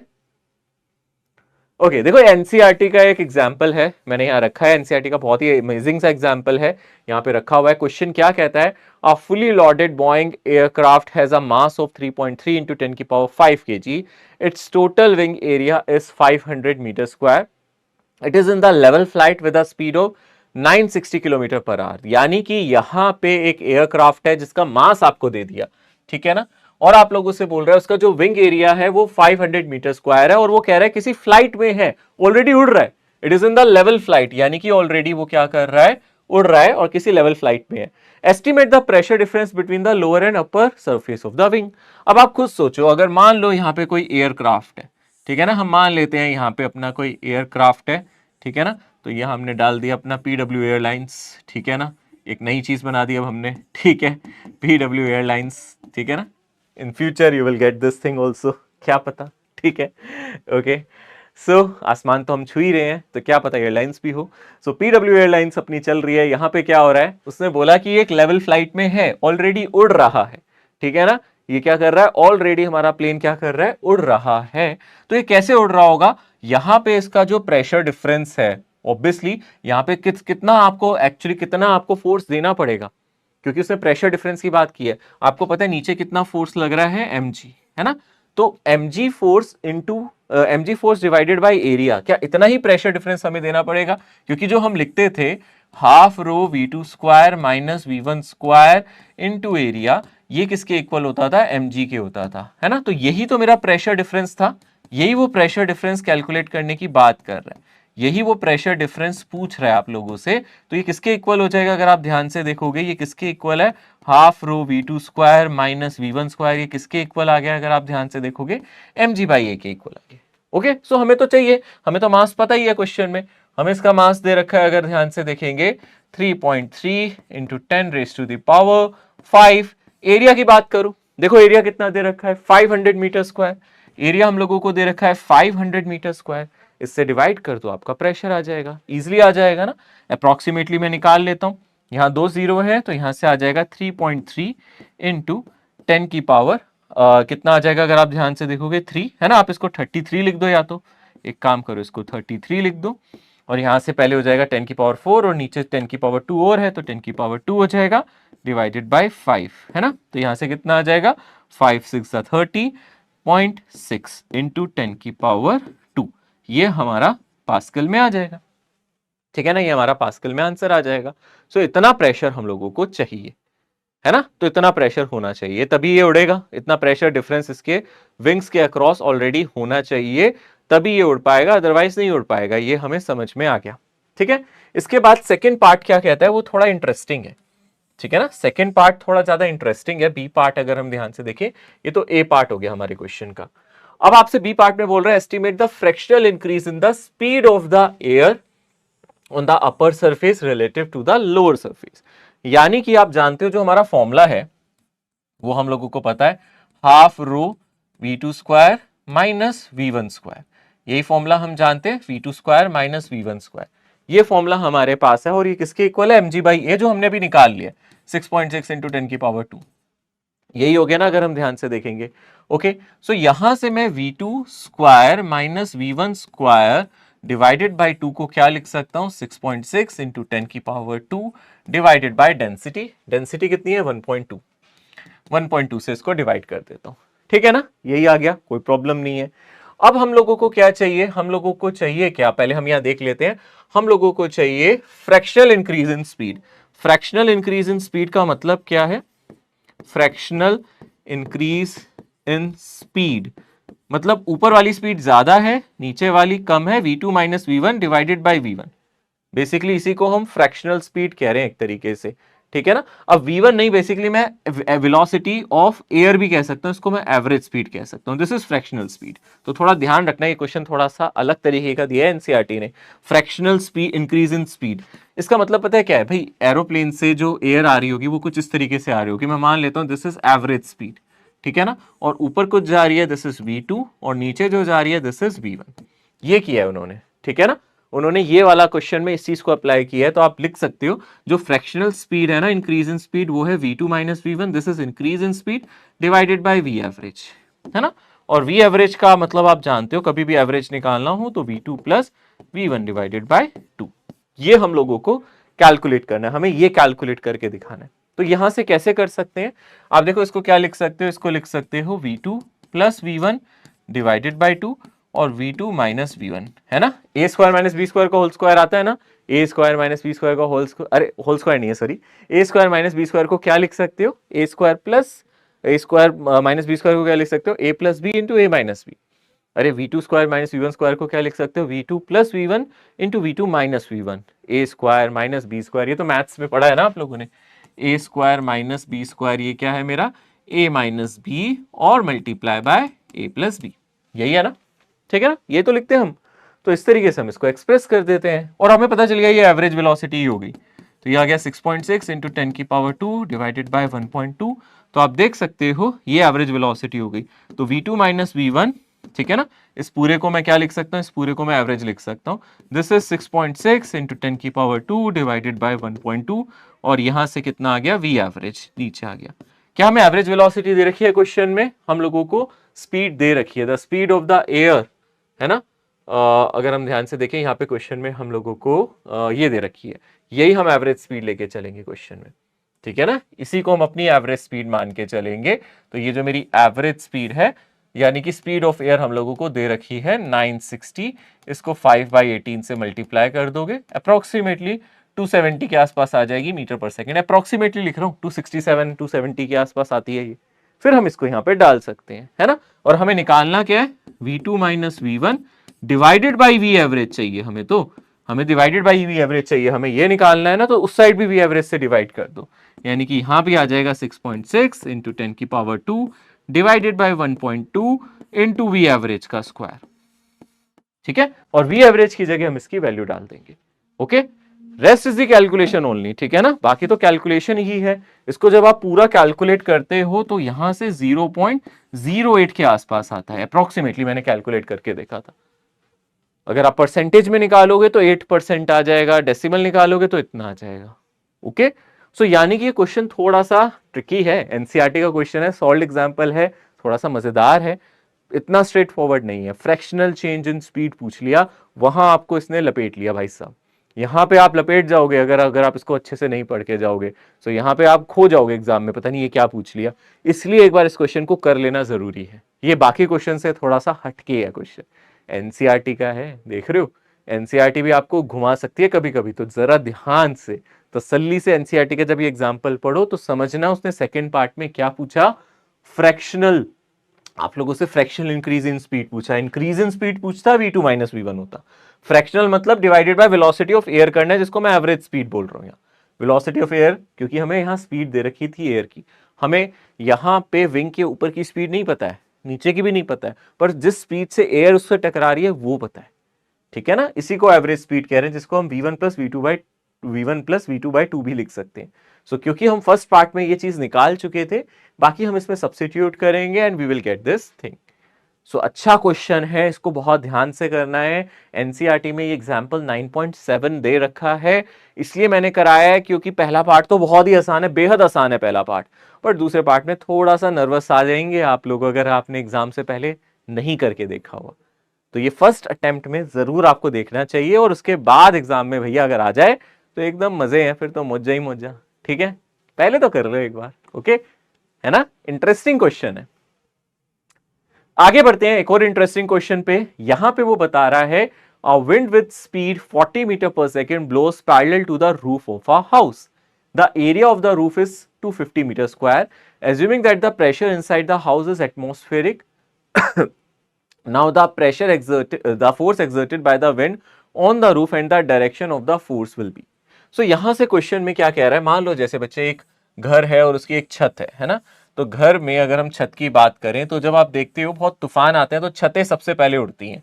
ऐसा क्यों होता है, क्योंकि अंदर हम मान के चल रहे हैं हमारा कुछ एटमॉस्फेरिक प्रेशर है, तो जब हवा चलेगी, आप जानते हो जब हवा इस तरीके से फ्लो करेगी तो बाहर का प्रेशर घट जाएगा, है ना, हमें पता है ना, जहां हवा, अंदर तो हवा नहीं लग रही ना, ऊपर हवा चल रही है, तो ऊपर का प्रेशर क्या हो गया, कम हो गया, ऊपर का प्रेशर कुछ रिड्यूस हो गया, तो ऊपर का प्रेशर कुछ मैं यहां पे लिख देता हूं P1, बाहर का प्रेशर कुछ कम हो गया, तो यहां पे प्रेशर डिफरेंस की वजह से, यानी कि P0 माइनस P1 एक प्रेशर डिफरेंस है इनटू एरिया ऑफ रूफ, तो जो रूफ है ये ए क्या है, रूफ एरिया, जो भी हमारी छत है उसका एरिया है, दिस इज द फोर्स, ये फोर्स क्या करेगा, इस रूफ को ऊपर की तरफ उड़ा सकता है, ठीक है ना, इसकी वजह से छतें उड़ जाती हैं क्योंकि ऊपर का प्रेशर कम हो जाता है।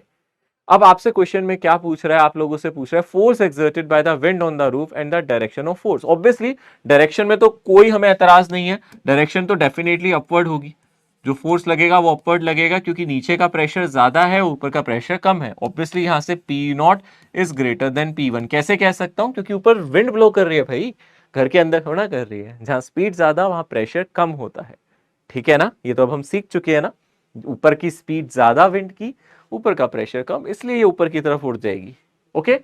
सो अब हम लोगों को क्या करना है, यहां पे हम लोगों को कैलकुलेट करना है ये फोर्स। अब ये P0 माइनस P1 ये कैसे निकाल सकते हैं, हम यहाँ बर्नौलीज इक्वेशन लगा सकते हैं, एक बार अंदर लगा देते हैं, P0 प्लस हाफ रो, अंदर जो वेलोसिटी ऑफ एयर है उसका स्क्वायर, ठीक है ना, और एक बार बाहर, हाइट तो सेम ही रखेंगे, रूफ की तो कोई थिकनेस है नहीं, तो एक बार बाहर की तरफ हम लगा सकते हैं P1 प्लस हाफ रो, जो वेलोसिटी ऑफ एयर आउटसाइड है ना, V0 डैश, इसका स्क्वायर, आउटसाइड जो एयर की वेलोसिटी है वो क्वेश्चन में दे रखी है हम लोगों को 40 मीटर पर सेकेंड, मतलब ये V एयर डैश लिख देता हूं, बाहर वाली एयर, है ना। अब हमें P0 माइनस P1 चाहिए ना, यहां से P0 माइनस P1 कितना हो जाएगा, हाफ रो, और घर के अंदर जो स्पीड है वो जीरो है, जो घर के अंदर स्पीड है एयर की जीरो है, तो इसको जीरो में डाल दो, तो यहां से P0 माइनस P1 कितना हो जाएगा, half rho velocity of air dash, इसका स्क्वायर, यानी कि हाफ, जो डेंसिटी है हम लोगों को दे रखी है 1.2, है ना,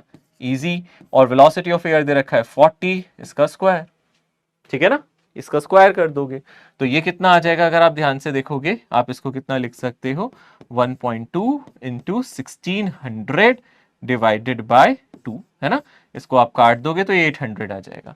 अब आप लोगों को फाइनली क्या करना है, फोर्स निकालना है, तो फोर्स निकालने के लिए आपको क्या करना पड़ेगा, जो भी आपका प्रेशर डिफरेंस था P0 माइनस P1, इसको एरिया से मल्टीप्लाई करना है, यानी कि जो यहां से आया था 1.2 इंटू 800, है ना, 1.2 इंटू 800, और एरिया कितना दिया आप लोगों को, एरिया दे रखा है 250, ठीक है ना, एरिया हम लोगों को दे रखा है 250, तो इसको मल्टीप्लाई कर दोगे आप इजिली, देखो यहां मल्टीप्लाई कर सकते हो, यहां से कितना आ जाएगा 1.2 इंटू 800, मैं थोड़ा सा कैलकुलेशन को आसान करने के लिए 250 को 1000 बाय 4 भी लिख सकते हैं, यहां से इजी हो जाएगी, 250 को 1000/4 लिख सकते हैं, तो ये कितना आ जाएगा 4, ये आ जाएगा आपका 200।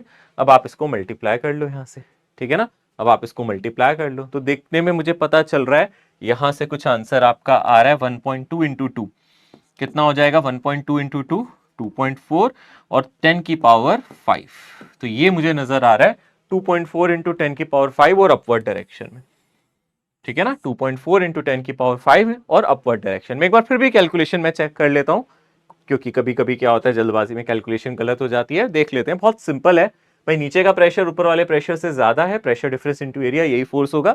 तो हमने सोचा पहले बर्नौलिस से प्रेशर डिफरेंस ही निकाल लेते हैं। P naught plus half rho v air square, अंदर की एयर की स्पीड तो जीरो होगी भाई, अंदर तो एयर की स्पीड होगी नहीं, हमारे घर के अंदर तो एयर ब्लो कर नहीं रही, बाहर कर रही है, तो बाहर की स्पीड हमें पता है 40 है। तो मैंने पी नॉट माइनस ये निकाला, ये आ गया half rho v dash air square, मतलब हाफ रो हमने 1.2 डाला, ये हम लोगों को डेंसिटी दे रखी है, एयर की डालनी है बच्चे। तो यहां से ओके ये डेंसिटी है, ये पी नहीं है, ये डेंसिटी ऑफ एयर है। तो यहां से कितना आ जाएगा 1.2/2 इंटू 40 का स्क्वायर, तो ये आ गया 1600 है ना। 40 का स्क्वायर कितना हो जाएगा 4 का स्क्वायर 16, जीरो और यहाँ पे 2 जीरो आ गए, डिवाइडेड बाई 2 था, 2 से ये गया 800 आ गया। फिर इसको हमने 1.2 इंटू 800 को 250 से, 250 को मैंने 1000/4 लिख दिया, आसान हो जाएगा ना कैलकुलेट करना। 1000/4 250 तो होता है ना। अब 4 से इसको 800 को काटोगे 200 आ गया, तो 12.2 इंटू 2 ये हो गया 2.4 और 1 2 3 4 5 ये आंसर आ जाएगा। तो बिल्कुल ठीक है, और ये फोर्स लगेगा भी कहां, ऊपर की तरफ, अपवर्ड डायरेक्शन में लगेगा, यानी कि आंसर बिल्कुल परफेक्ट है, एकदम परफेक्ट आंसर आ गया, ठीक है ना। क्लियर है, समझ में आ गया अच्छी तरीके से।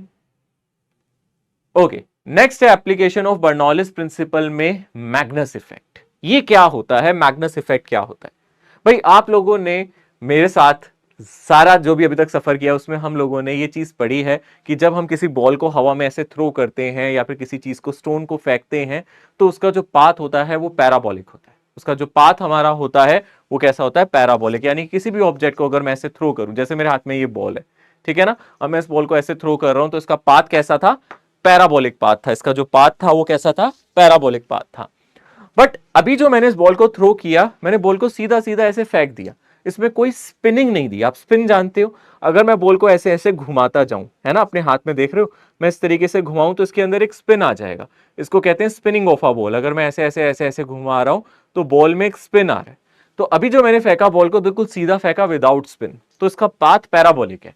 तो अगर आप किसी बॉल को फेंकते हो विदाउट स्पिन, अगर मैं बात करूं विदाउट स्पिन, बिना स्पिन करे, तो इसका जो ट्रेजेक्ट्री है, सेंटर ऑफ मास की जो ट्रेजेक्ट्री है वो कैसी होती है, पैराबोलिक होती है ना। इसकी जो ट्रेजेक्ट्री है वो कैसी होती है, पैराबोलिक पाथ होता है, परफेक्ट पैराबोलिक पाथ है, ठीक है। और अगर आप ध्यान से देखो, मान लो मैं इसको फेंक रहा हूं बट ये स्पिन कर रही है, ये ऐसे ऐसे क्लॉक इधर इस डायरेक्शन में ऐसे ऐसे स्पिन कर रही है, मैं इसको फेंक रहा हूं और ये क्या कर रही है, इस तरीके से स्पिन कर रही है।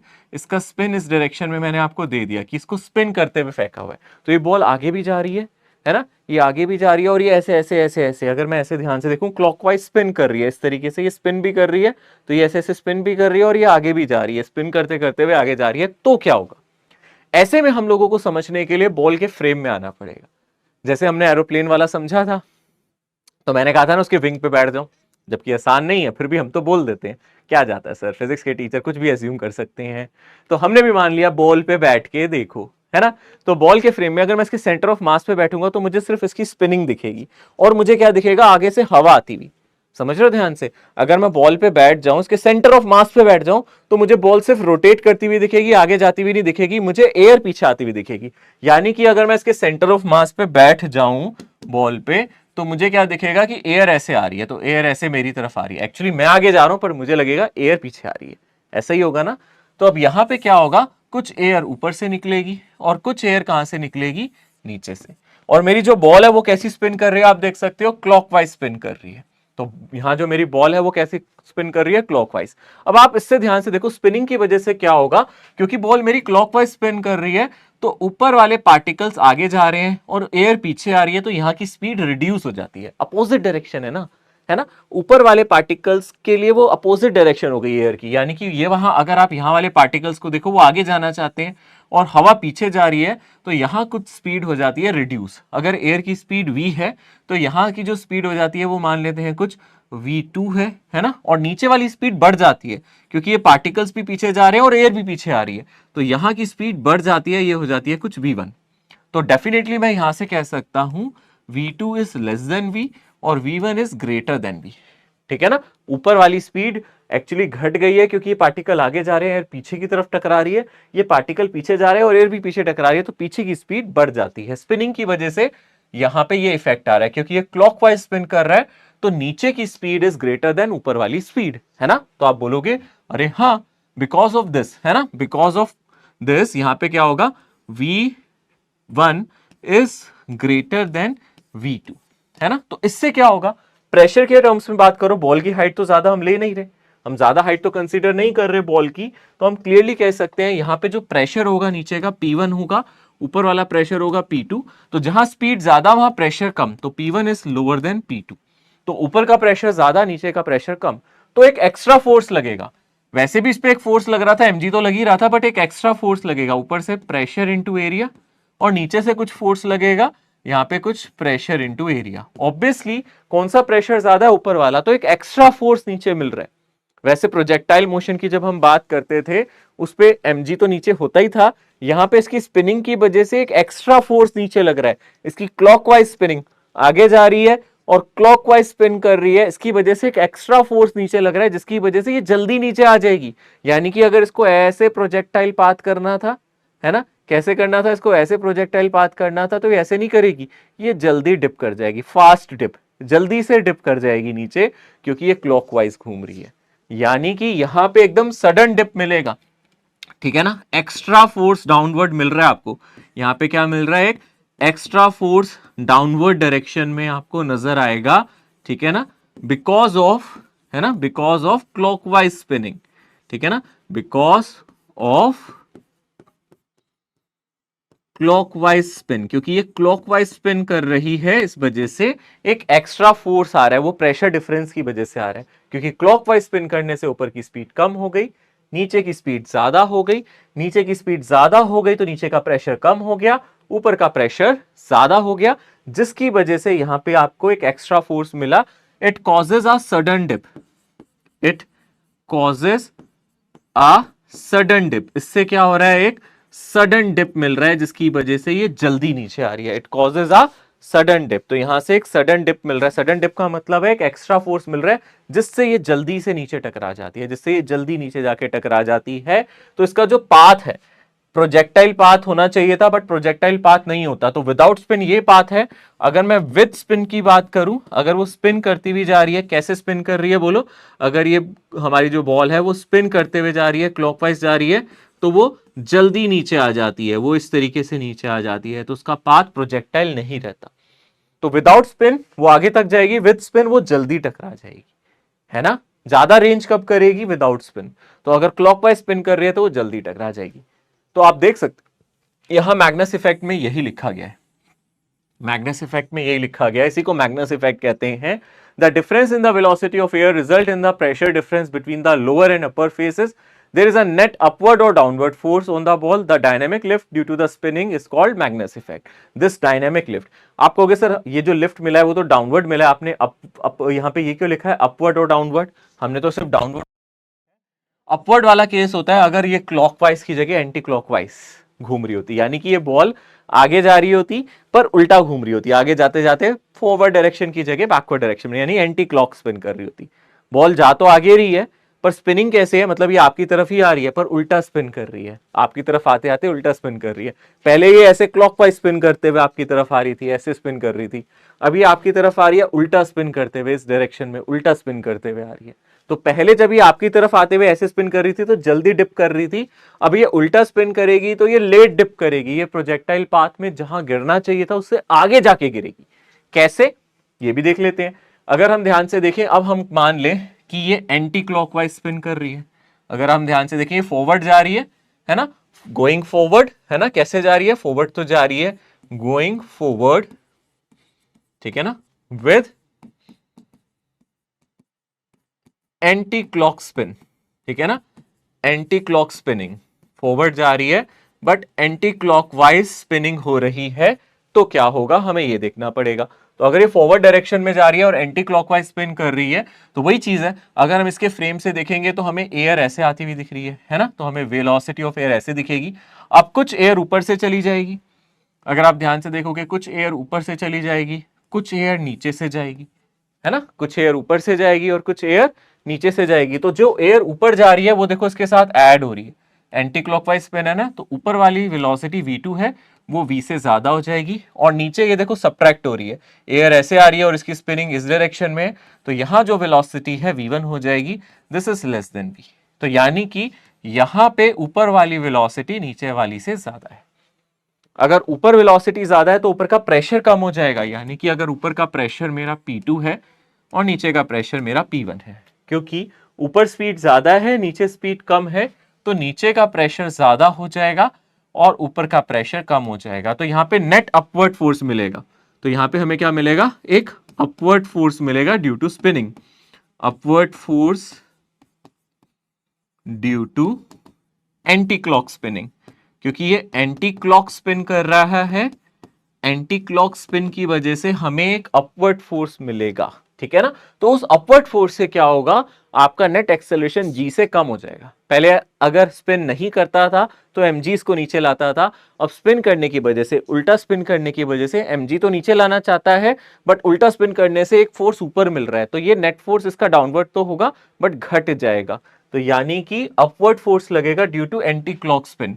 कितना मिलेगा इसको अपवर्ड, है ना, P1 ग्रेटर देन P2 है यहाँ, sorry P1 minus P2 into area, ठीक है ना, P1 minus P2 into area, ये हम लोगों को नेट अपवर्ड फोर्स यहां पे मिलेगा, जिसकी वजह से ये बॉल जल्दी डिप नहीं करेगी। तो अगर हम बॉल की बात करें विदाउट स्पिन, विदाउट स्पिन इसको प्रोजेक्टाइल लेना चाहिए था। अगर कोई स्पिन नहीं हो रहा है ना, विदाउट स्पिन अगर आप बात कर रहे हो तो उसको यहां तक जाना चाहिए था, बट अगर ये स्पिन कर रही है तो ये आगे तक जाएगी, है ना। अगर ये स्पिन कर रही है तो क्या होगी, अगर ये एंटी क्लॉकवाइज स्पिन कर रही है इस तरीके से, अगर ये एंटी क्लॉकवाइज स्पिन कर रही है तो ये क्या होगी, आगे तक जाएगी, वो जल्दी नहीं गिरेगी। एंटी क्लॉकवाइज स्पिन कर रही है तो ये और आगे जाके गिरेगी, क्योंकि इस पे एक अपवर्ड फोर्स लग रहा है ना। अपवर्ड फोर्स mg से ज्यादा नहीं होगा डेफिनेटली, बट हाँ ये आगे जाके गिरेगी, तो ये दूर जाके गिरेगी, और इस केस में आप लोग देख सकते हो जो फोर्स लग रहा है वो अपवर्ड लग रहा है। तो मैग्नस इफेक्ट में यही लिखा गया, मैग्नस इफेक्ट में यही बताया गया है कि यहां पे जो वेलोसिटी का डिफरेंस था ऊपर और नीचे, इसकी वजह से एक एक्स्ट्रा प्रेशर कॉज होता है, उस प्रेशर डिफरेंस की वजह से या तो ऊपर फोर्स लगता है या नीचे, डिपेंडिंग अपॉन हमारा ऑब्जेक्ट क्लॉक घूम रहा है या एंटी क्लॉक, ठीक है ना। सो आप दोबारा से देख सकते हो, अगर ये बॉल ऐसे जा रही है, क्लॉकवाइज जा रही है ना, क्लॉकवाइज स्पिन कर रही है और आगे की तरफ जा रही है, तो ये सडन डिप देगी, जल्दी गिर जाएगी। और अगर ये एंटी क्लॉकवाइज घूम रही है और आगे जा रही है तो ये लेट जाके गिरेगी, डिले डिप, है ना, जहां इसको गिरना चाहिए उससे दूर। अब इस डायरेक्शन में भी कर सकते हो, अगर ये ब्लॉक ऐसे आपको नजर आ रही है, कैसा स्पिन नजर आ रहा है आपको, अगर आप ध्यान से देखोगे आपको होगा सर ये एंटी क्लॉक है ना, कैसा स्पिन है, एंटी क्लॉक, और ये इस डायरेक्शन में जा रही है तो ये जल्दी गिर जाएगी। और अगर ये क्लॉकवाइज स्पिन कर रही है और आगे की तरफ जा रही है तो ये लेट जाके आगे गिरेगी। तो ये सारे केसेस पॉसिबल है, ठीक है ना। सो आप देख सकते हो दिस इज मैग्नस इफेक्ट, ये भी एप्लीकेशन है, ये मैग्नस इफेक्ट कहलाता है। नेक्स्ट होता है वेंटुरीमीटर। वेंटुरीमीटर आप इसको कह सकते हैं। इसमें क्या होता है, इसमें एक चीज समझना ध्यान से, जैसे कि यहां पे एकदम से लिक्विड आया, मान लो यहां से एकदम से लिक्विड फ्लो करने लगा, तो आप सोचोगे यहां पे ऐसे ऐसे ऐसे ऐसे लिक्विड फ्लो कर रहा है, इस तरीके से लिक्विड फ्लो कर रहा है, ठीक है। तो आप एक चीज समझ सकते हो ध्यान से, जब भी किसी पाइपलाइन से लिक्विड फ्लो करता है तो हम ये चाहते हैं, हम ये कैलकुलेट कर ले कि उसके अंदर स्पीड कितनी है, फ्लूइड की स्पीड ज्यादा तो नहीं हो गई, कम तो नहीं हो गई। तो वेंटुरीमीटर वही डिवाइस है जो हमें स्पीड कैलकुलेट करने में मदद करता है। वेंटुरीमीटर क्या करता है, इट इज अ डिवाइस, है ना, ये क्या है अगर हम ध्यान से देखेंगे, it is a device which is used to measure rate of flow, है ना। रेट ऑफ फ्लो का मतलब कितना वॉल्यूम पर यूनिट टाइम जा रहा है, या फिर क्या स्पीड है ना, फ्लूइड की स्पीड क्या है, ये कैलकुलेट करने में हमारी मदद करता है वेंटुरीमीटर। अब वेंटुरीमीटर को अगर आप ध्यान से देखोगे, इसकी कंस्ट्रक्शन में आपने एक चीज ध्यान से देखी होगी कि यहां तो सर इसका एरिया अलग है, तो एक पाइप है जो इस एरिया का था पूरा, हमने यहां जानबूझ के इसको पतला कर दिया। तो पहले पाइपलाइन इतने मोटे एरिया की थी, मान ले यहाँ एरिया ए है ना, इसका एरिया मैं मान लेता हूँ यहाँ पे A1 है, तो हमने जानबूझ के इसका एरिया थोड़ा पतला कर दिया, यानी कि इसका एरिया कितना कर दिया है A2। अब इसका एरिया ऑफ क्रॉस सेक्शन कितना कर दिया हम लोगों ने, A2 कम कर दिया। तो इससे आपको पता है जब यहां से फ्लूइड फ्लो करेगा तो इक्वेशन ऑफ कॉन्टिन्यूटी हमें बताती है कि स्पीड ज्यादा कहां होगी। यहाँ पे स्पीड अगर v1 है, यहाँ पे स्पीड अगर v2 है, तो इक्वेशन ऑफ कॉन्टिन्यूटी हमें बताती है कि v2 v1 से बड़ा होगा बाय इक्वेशन ऑफ कॉन्टिन्यूटी। ये तो याद है ना, हमें पता है ना जहां एरिया कम हो जाता है वहां स्पीड ज्यादा हो जाती है। इक्वेशन ऑफ कॉन्टिन्यूटी से हम जानते हैं ये बात, इक्वेशन ऑफ कॉन्टिन्यूटी से ये बात हमें पता है, जहां पे एरिया ज्यादा वहां पे स्पीड कम, जहां पे एरिया कम वहां पे स्पीड ज्यादा। ये इक्वेशन ऑफ कॉन्टिन्यूटी हमें बताती है। फिर हमें पता है जहां स्पीड ज्यादा है वहां प्रेशर कम हो जाता है। यहां प्रेशर अगर P2 है, यहां प्रेशर अगर P1 है, तो definitely P1 greater than P2 होगा। ठीक है ना, P1 ग्रेटर देन P2 होगा। और मान लो यहां से मैंने एक ट्यूब लगा रखी है, एम्प्टी ट्यूब है, ऐसे लगा रखी है, तो क्योंकि यहां प्रेशर ज्यादा है तो यहां हाइट बढ़ जाएगी। यहां लिक्विड की हाइट क्या हो जाएगी, बढ़ जाएगी। ठीक है ना, यहां पे हाइट आ जाएगी कुछ मान लेते हैं h1, और यहां पे लिक्विड की कुछ हाइट आ जाएगी, इसको बोल देते हैं h2। ठीक है ना, अब h1 h2 से बड़ा क्यों है, क्योंकि आपको पता है यहां ऊपर एटमॉस्फेरिक प्रेशर है, यहां पे जो प्रेशर होगा वो ज्यादा होगा। यहां पे प्रेशर होगा P1 जो किसके इक्वल होगा, P0 प्लस रो जी H1। और यहां पे अगर आप ध्यान से देखोगे प्रेशर कितना होगा P2, वो किसके इक्वल होगा, एटमॉस्फेरिक प्रेशर। ऊपर से ओपन है ये, है ना, ऊपर से ओपन है, ये दोनों पाइप्स ओपन है, इसलिए यहाँ पे प्रेशर एटमॉस्फेरिक है, तो P0 प्लस रो जी H2। तो आप कह सकते हो क्योंकि यहाँ पे प्रेशर हमने बोला था P2 मेरा P1 से कम है, इसलिए यहाँ हाइट ज्यादा आई है। यहाँ हाइट ज्यादा क्यों आई है, क्योंकि मुझे पता है यहाँ प्रेशर P1 है, और P1 क्या होगा, P0 प्लस रो जी H1, है ना। ये कितना होगा, P0 प्लस रो जी H1, तो H1 H2 से बड़ा होना चाहिए ना, तभी तो ये प्रेशर ज्यादा होगा। ओके, तभी तो प्रेशर ज्यादा होगा। यानी कि जहां एरिया ज्यादा है वहां ट्यूब के ऊपर अगर मैं ऐसे ये पाइप लगा दूं, वहां ज्यादा हाइट रेज होगी, कम एरिया वाले में कम हाइट रेज होगी, कम एरिया वाले पे प्रेशर कम होगा, ज्यादा वाले पे प्रेशर ज्यादा होगा। ठीक है ना। और अब अगर हम ध्यान से देखें, अगर मुझे यहां वेलोसिटी निकालना है, सपोज वेंटुरीमीटर का काम है टू फाइंड V1, उसका काम था कि V1 कैलकुलेट करके दिखाओ, तो V1 के लिए हम यहाँ पास्कल लॉ लगा सकते हैं।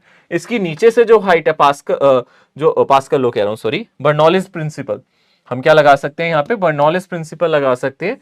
इसकी नीचे से जो हाइट है इसको हम H1 कह देते हैं, इसकी जो नीचे से हाइट है वो भी H1 है, यानी कि सेम ही हाइट है, तो हाइट का कोई डिफरेंस नहीं है। तो यहां से इक्वेशन बनेगी P1 प्लस हाफ रो V1 स्क्वायर किसके बराबर हो जाएगा, P2 प्लस हाफ रो V2 स्क्वायर। और इक्वेशन ऑफ कॉन्टिन्यूटी से हम लिख सकते हैं A1 V1 किसके बराबर, A2 V2। तो यहां से V2 को हम लिख सकते हैं A1 by A2 into V1, और यहां पे सब्स्टिट्यूट कर दो, यहां से आ जाएगा P1 प्लस हाफ, ठीक है ना, P1 माइनस P2 इधर ले आओ, P1 minus P2 is half rho V2 square minus V1 square, और इसको आप लिख सकते हो हाफ रो, और V2 की जगह आप लिख सकते हो A1 by A2 into V1 का square minus V1 square. Okay, ये हमारी इक्वेशन बन गई। और P1 माइनस P2 निकालना है तो हम इससे निकाल सकते हैं। P1 माइनस P2 हमें यहां से मिल जाएगा, यहां से कितना मिल जाएगा, अगर मैं P1 माइनस P2 कैलकुलेट करूंगा, ये मेरा P1 है, ये P2 है, अगर मैं P1 माइनस P2 निकालूंगा, इसमें से इसको माइनस करूंगा, तो ये आ जाएगा सिंपली रो जी H1 माइनस H2, यानी कि इसको इक्वेट कर सकता हूं मैं रो जी H1 माइनस H2, ये किसके इक्वल आ जाएगा, हाफ रो, और यहां से आ जाएगा A1 square by A2 square minus 1, और V1 स्क्वायर यहां से कॉमन ले लेंगे, रो से रो कट जाएगा, यहां से आप V1 कैलकुलेट कर सकते हैं। इतना कॉम्प्लेक्स क्वेश्चन मैंने देखा नहीं कभी भी आया हो, ना एनसीईआरटी में वेंटुरीमीटर के बारे में ज्यादा कुछ दिया है। तो बस यहां पे समझने वाली बात है, जो नीट में आ सकता है वो सवाल क्या है, नीट में क्या सवाल पूछ सकता है। नीट में आपको कोई न्यूमेरिकल बना के दे सकता है, जैसा कि मैंने यहाँ फॉर्मूला दिया है, ठीक है ना। अगर आएगा तो ये थोड़ा सा लेंदी न्यूमेरिकल होगा कंपैरेटिवली, क्योंकि हमें दो चीजें लगानी पड़ेंगी। एक तो हम लोगों को यहाँ पे क्या अप्लाई करना पड़ेगा, स्टेप 1 में क्या अप्लाई करेंगे, अगर हम ध्यान से देखें, या हम लोग अप्लाई करेंगे, एक बार बर्नौलिस को अप्लाई कर रहे हैं, है ना, एक बार बर्नौलिस थ्योरम को अप्लाई कर रहे हैं, फिर यहां से हम V2 को एलिमिनेट कर रहे हैं इक्वेशन ऑफ कॉन्टिन्यूटी से, है ना, क्योंकि तीन चीजें करनी पड़ेंगी, यहाँ तीनों लगाना पड़ेगा।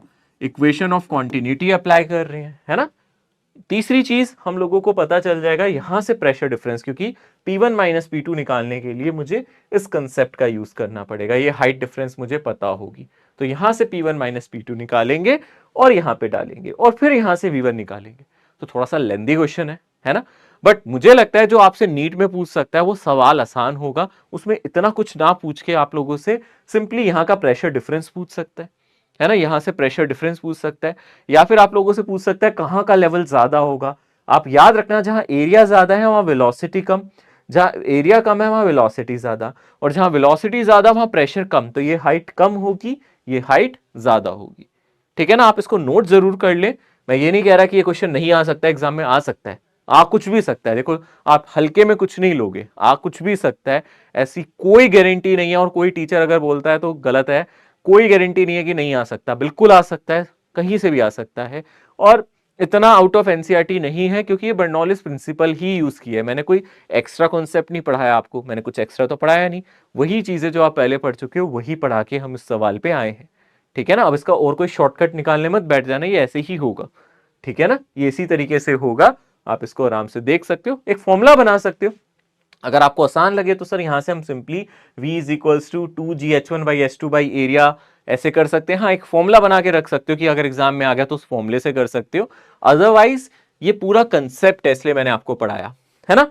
मैं बताता हूं आपसे क्वेश्चन, इजी क्वेश्चन कैसे पूछ सकता है एग्जाम में, वो ऐसे ट्यूब बना के दे सकता है ना, इस तरीके से ट्यूब बना के दे सकता है, ऐसे बना दी उसने, फिर सेम कर दी, जैसे वेंटूरीमीटर में भी सेम हो जाती है। ठीक है ना, यहां पे फिर उसने क्या किया, एक पाइप अटैच कर दिया यहां से। ठीक है, मैं मान लेता हूँ यहाँ से एक पाइपलाइन लगा दी इस तरीके से, यहाँ से एक पाइप लगा दिया इस तरीके से, यहाँ से एक पाइप लगा दिया इस तरीके से, है ना। तो यहाँ का एरिया मेरा A1 है, यहाँ का एरिया A2 है, यहाँ का एरिया A3 है। A1 is equals to A3 है एंड ग्रेटर देन A2, ये हमें क्वेश्चन में नजर आ रहा है। ठीक है ना, फिर आपसे लेवल ऑफ हाइट पे कंपेयर करने के लिए कहेगा, यहाँ पे अलग अलग लेवल दे देगा, इसको बोल देगा H1, यहाँ पे कुछ लेवल दे देगा, यहाँ से इस लेवल को बोल देगा H2, यहाँ पे लेवल दे देगा, इसकी हाइट दे देगा H3 और कहेगा कंपेयर करो, है ना। सो क्लियरली यहाँ पे H1 और H3 तो बराबर है ही, उनमें तो कुछ सोचना ही नहीं है। और वो H2 से बड़े होंगे या छोटे होंगे ये हमें सोचना है। तो हमें पता है जहां एरिया ज्यादा वहां प्रेशर ज्यादा, जहां प्रेशर ज्यादा वहां हाइट ज्यादा, जहां प्रेशर ज्यादा, ठीक है ना, प्रेशर ज्यादा, मैं यही लिख रहा हूं, वहां हाइट ज्यादा होगी। तो जहां प्रेशर ज्यादा है वहां हाइट ज्यादा है, तो यहां प्रेशर ज्यादा है, यानी कि ये दोनों हाइट H2 से बड़ी होनी चाहिए। इस तरीके के मामूली से सवाल आप लोगों से पूछ सकते हैं। आप इसको आराम से भी कर सकते हो, बहुत मुश्किल नहीं है ये, आसानी से हो जाते हैं ये सवाल, देख सकते हो आप, इजी क्वेश्चन। ठीक है ना, इजी किल क्वेश्चन से आप इसको कर सकते हो।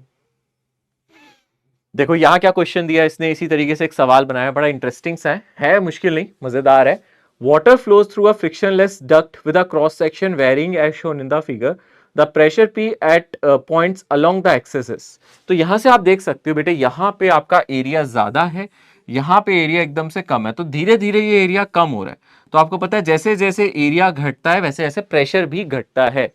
हाई एरिया पे हाई प्रेशर, क्योंकि वहां लो वेलोसिटी, लो एरिया पे हाई वेलोसिटी और लो प्रेशर होता है, यानी कि यहां प्रेशर ज्यादा था, धीरे धीरे घटा और ऐसे हुआ। तो कौन सा ऑप्शन है जहां पहले प्रेशर ज्यादा है, कांस्टेंट है, फिर घटा, फिर उसके बाद कांस्टेंट हो गया। तो आप देख सकते हो इस ऑप्शन में ही ये नजर आ रहा है, पहले प्रेशर हाई है, फिर प्रेशर घट रहा है, फिर कांस्टेंट हो गया। तो ये ऑप्शन बिल्कुल ठीक है, प्रेशर घट रहा है। आप जब लेफ्ट से राइट जा रहे हो तो प्रेशर यहां पे क्या कर रहा है, डिक्रीज कर रहा है। तो ये ऑप्शन इसका बिल्कुल सही है। ठीक है, ओके।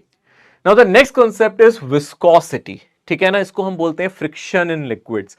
लिक्विड्स की लेयर्स के बीच में मौजूद फ्रिक्शन, उसको हम बोलते हैं विस्कोसिटी। अब जो लिक्विड्स है ना, उसकी लेयर एक दूसरे को ऐसे ऐसे रब करती हैं, तो उसके बीच में विस्कोसिटी या विस्कस फोर्स डेवलप होता है। विस्कोसिटी या विस्कस फोर्स यहाँ यही है। तो हम बात करें यहाँ विस्कस फोर्स जो लेयर्स के बीच में डेवलप होता है, उसके बारे में चर्चा करेंगे, यानी कितना फ्रिक्शन लिक्विड के लेयर्स के बीच में आता है। ठीक है, सो अगर आप किसी ग्राउंड को देखो, जैसे अगर हम बोलते हैं ये मेरी ग्राउंड की सरफेस है, सपोज दिस इज ग्राउंड, है ना, और इसके ऊपर पानी को आप फेंक दो, जैसे ऑब्वियस सी बात है, जैसे मेरे पास बॉटल है वाटर की, मैंने यहां से बॉटल ली और ऐसे पानी को फेंक दिया फर्श पे, है ना। आप पानी को फेंक सकते हो, आप हनी को फेंक सकते हो, आप डिफरेंट डिफरेंट लिक्विड फेंक सकते हो। तो जो लिक्विड जल्दी रुक जाएगा, है ना, आप सोचो मैं एक बॉटल में हनी डाल देता हूं, एक में वाटर डाल देता हूं और ऐसे पानी को और हनी को ऐसे फर्श पे फेंक देता हूं, कौन ज्यादा दूर तक जाएगा सोचो। डेफिनेटली आपको सर पानी दूर तक चला जाएगा और हनी जल्दी रुक जाएगा, यानी कि हनी की लेयर्स के बीच में फ्रिक्शन ज्यादा है। उसको कौन रोक रहा है, हनी को कौन रोक रहा है? उसको फ्रिक्शन फोर्स रोक रहा है, यानी कि हनी की लेयर्स के बीच में फ्रिक्शन ज्यादा है as compare to friction between the layers of water. बात समझ में आ रही है अच्छी तरीके से? क्लियर है ये बात? तो ये आप लोगों को समझना पड़ेगा, है ना। अब जैसे ही आप मान लो कोई भी लिक्विड, है ना, जैसे हमने बोला ये मेरा ग्राउंड है, यहां पे अगर आपका ये ग्राउंड लेवल है, यहाँ पे ग्राउंड है और इसके ऊपर कोई लिक्विड फ्लो कर रहा है, फॉर एग्जाम्पल कोई लिक्विड यहाँ पे क्या कर रहा है? फ्लो कर रहा है। तो आपने इस तरीके से ले लिया। अब आप इस पे कोई भी लिक्विड लो, तो जो लिक्विड है उसकी जो पहली लेयर ग्राउंड के साथ कांटेक्ट में होगी वो तो रेस्ट पे ही होगी, क्योंकि ग्राउंड उसको आगे जाने नहीं देगा, उसको चिपका लेगा अपने साथ। तो layer that is attach to the ground, है ना। तो ये जो लेयर है, फर्स्ट लेयर है, जो कोई भी लिक्विड हो सकता है, कोई भी फ्लूइड हो सकता है, तो लेयर विद द ग्राउंड, जो भी लिक्विड की लेयर है, लिक्विड विद ग्राउंड, जो लेयर टचिंग द ग्राउंड, है ना, layer in contact with ground, ऐसे लिख देता हूं, layer in contact with ground is at rest. तो जो लेयर है ग्राउंड के कांटेक्ट में, वो कैसी होगी? अगर आप ध्यान से देखोगे, रेस्ट पे होगी, है ना। और अगर ये लिक्विड, अगर हमारा ये लिक्विड आगे की तरफ फ्लो कर रहा है, तो जैसे इसकी नेक्स्ट लेयर होगी, हमें इसको बहुत सारी लेयर्स में डिवाइड करना है। ये पहली लेयर हो गई, इसके बाद मान लो एक और लेयर है, इसके बाद मान लो एक और लेयर है, इसके बाद मान लो एक और लेयर है। तो ऐसे हमने मल्टीपल लेयर्स बना दी लिक्विड की। These are the multiple layers of the liquid. तो यहां जो मैं ड्रॉ कर रहा हूं, these are the layers of the liquid. तो जो ग्राउंड के टच में हो रही थी वो तो रेस्ट पे थी, बट जैसे जैसे ऊपर जाऊंगा इनकी स्पीड बढ़ती जाएगी। अब इनकी स्पीड बढ़ती जाएगी। सबसे ज्यादा स्पीड किसकी होगी? टॉप लेयर की। जो सबसे ऊपर वाली लेयर है उसकी स्पीड सबसे ज्यादा होगी, फिर बॉटम वाले की कम, उसके नीचे वाले की कम, उसके नीचे वाले की थोड़ी सी कम, उसके नीचे वाले की कम, फिर नीचे वाले की कम, फिर नीचे वाले की बिल्कुल कम, और इसकी और कम, और जो नीचे वाला है वो तो ऑलमोस्ट रेस्ट पे है। तो सबसे ज्यादा जो स्पीड होगी, मैक्सिमम स्पीड जो होगी, है ना, इज ऑफ टॉप लेयर। जो सबसे ऊपर वाली लेयर है वो ज्यादा स्पीड से फ्लो करेगी। आपने नदी का पानी देखा है ना। नदी का पानी अगर आप देखोगे, जो नीचे होता है ना, बिल्कुल एकदम शांत होता है ना, जहां काफी मरीन लाइफ वगैरह भी होती है। जो सरफेस पे होता है ना, पानी बहुत तेज फ्लो करता है, ठीक है ना। आप जैसे जैसे नीचे जाओगे उसकी स्पीड घटती जाती है, घटती जाती है, और जो ग्राउंड के कांटेक्ट में ऑलमोस्ट वो रेस्ट पे ही होती है। वही चीज यहाँ पे है ना। पर अब आप ये कह सकते हो कि सर अगर यहाँ अलग अलग लिक्विड लें तो क्या सभी लिक्विड में ग्राउंड वाली लेयर रेस्ट पे है? हाँ, ऑलमोस्ट।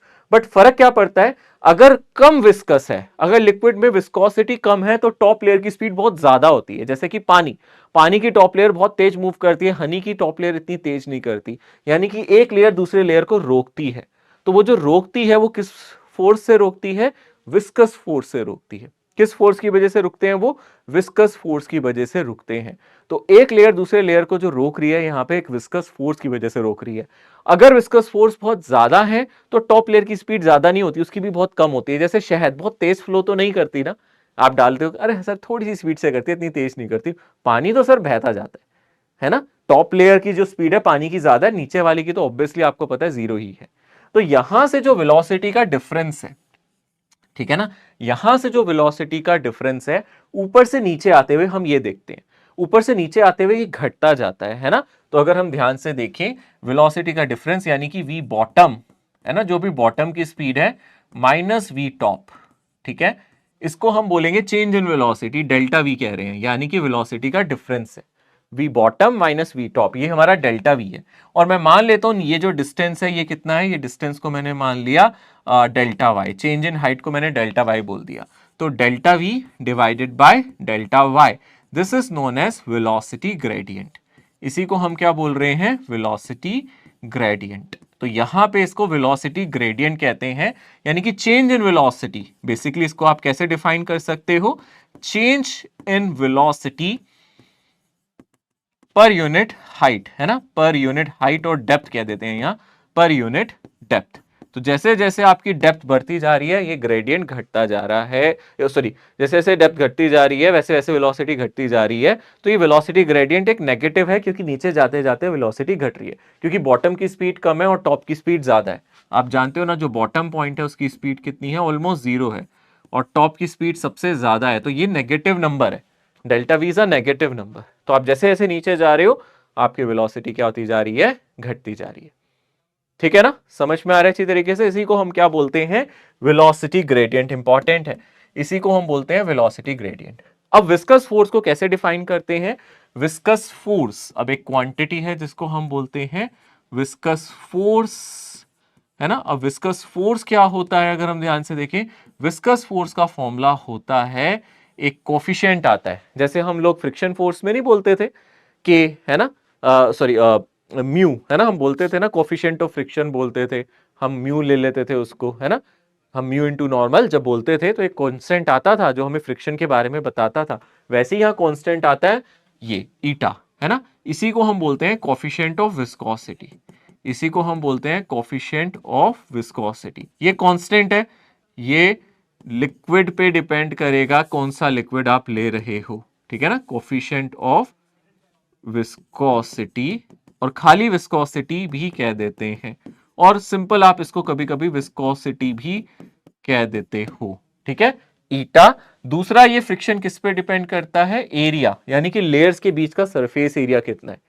आप याद रखना, जब हम लोग सॉलिड में फ्रिक्शन की बात करते थे, न्यूटन्स लॉ ऑफ मोशन में कहते थे, वहां फ्रिक्शन फोर्स एरिया पे डिपेंड नहीं करता था, वहां पे फ्रिक्शन फोर्स एरिया पे डिपेंड नहीं करता था, यहां पे ये एरिया पे डिपेंड कर रहा है। ए का मतलब है surface area of layer, surface area of layer, layer का सरफेस एरिया क्या है, और उसके बाद वेलोसिटी ग्रेडियंट, यानी कि delta V by delta Y जो भी है। और यहां पे एक नेगेटिव साइन हम जरूर लगा देते हैं, नेगेटिव साइन इसलिए लगा देते हैं क्योंकि वेलोसिटी ग्रेडियंट नेगेटिव क्वांटिटी है, इसलिए जस्ट एक नेगेटिव साइन लगा देते हैं, क्योंकि हम सिर्फ यहां पे मैग्नीट्यूड कैलकुलेट कर रहे हैं, तो यहां पे एक नेगेटिव साइन आपको नजर आएगा जो सिर्फ हमें यह बता रहा है कि यहां पे जो वेलोसिटी ग्रेडियंट है नेगेटिव है। वेलोसिटी ग्रेडियंट को कभी कभी हम dv बाई डी जेड या dv बाई डी वाई, जो भी हम डायरेक्शन ले रहे हैं, आप इस डायरेक्शन को y भी ले सकते हो, x भी ले सकते हो, z भी ले सकते हो।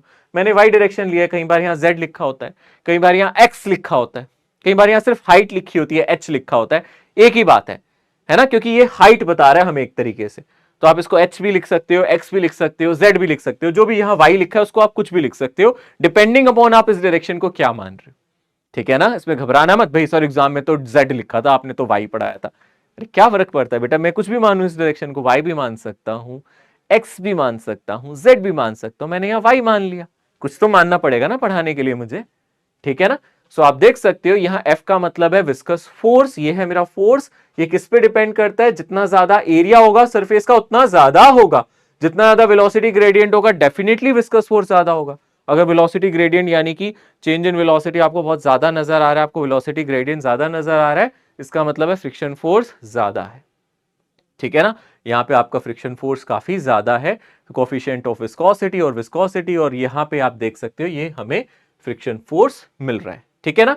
सो यहाँ पे हम ईटा को क्या लिख सकते हैं, एक तरीके से force divided by area into delta V divided by delta Y.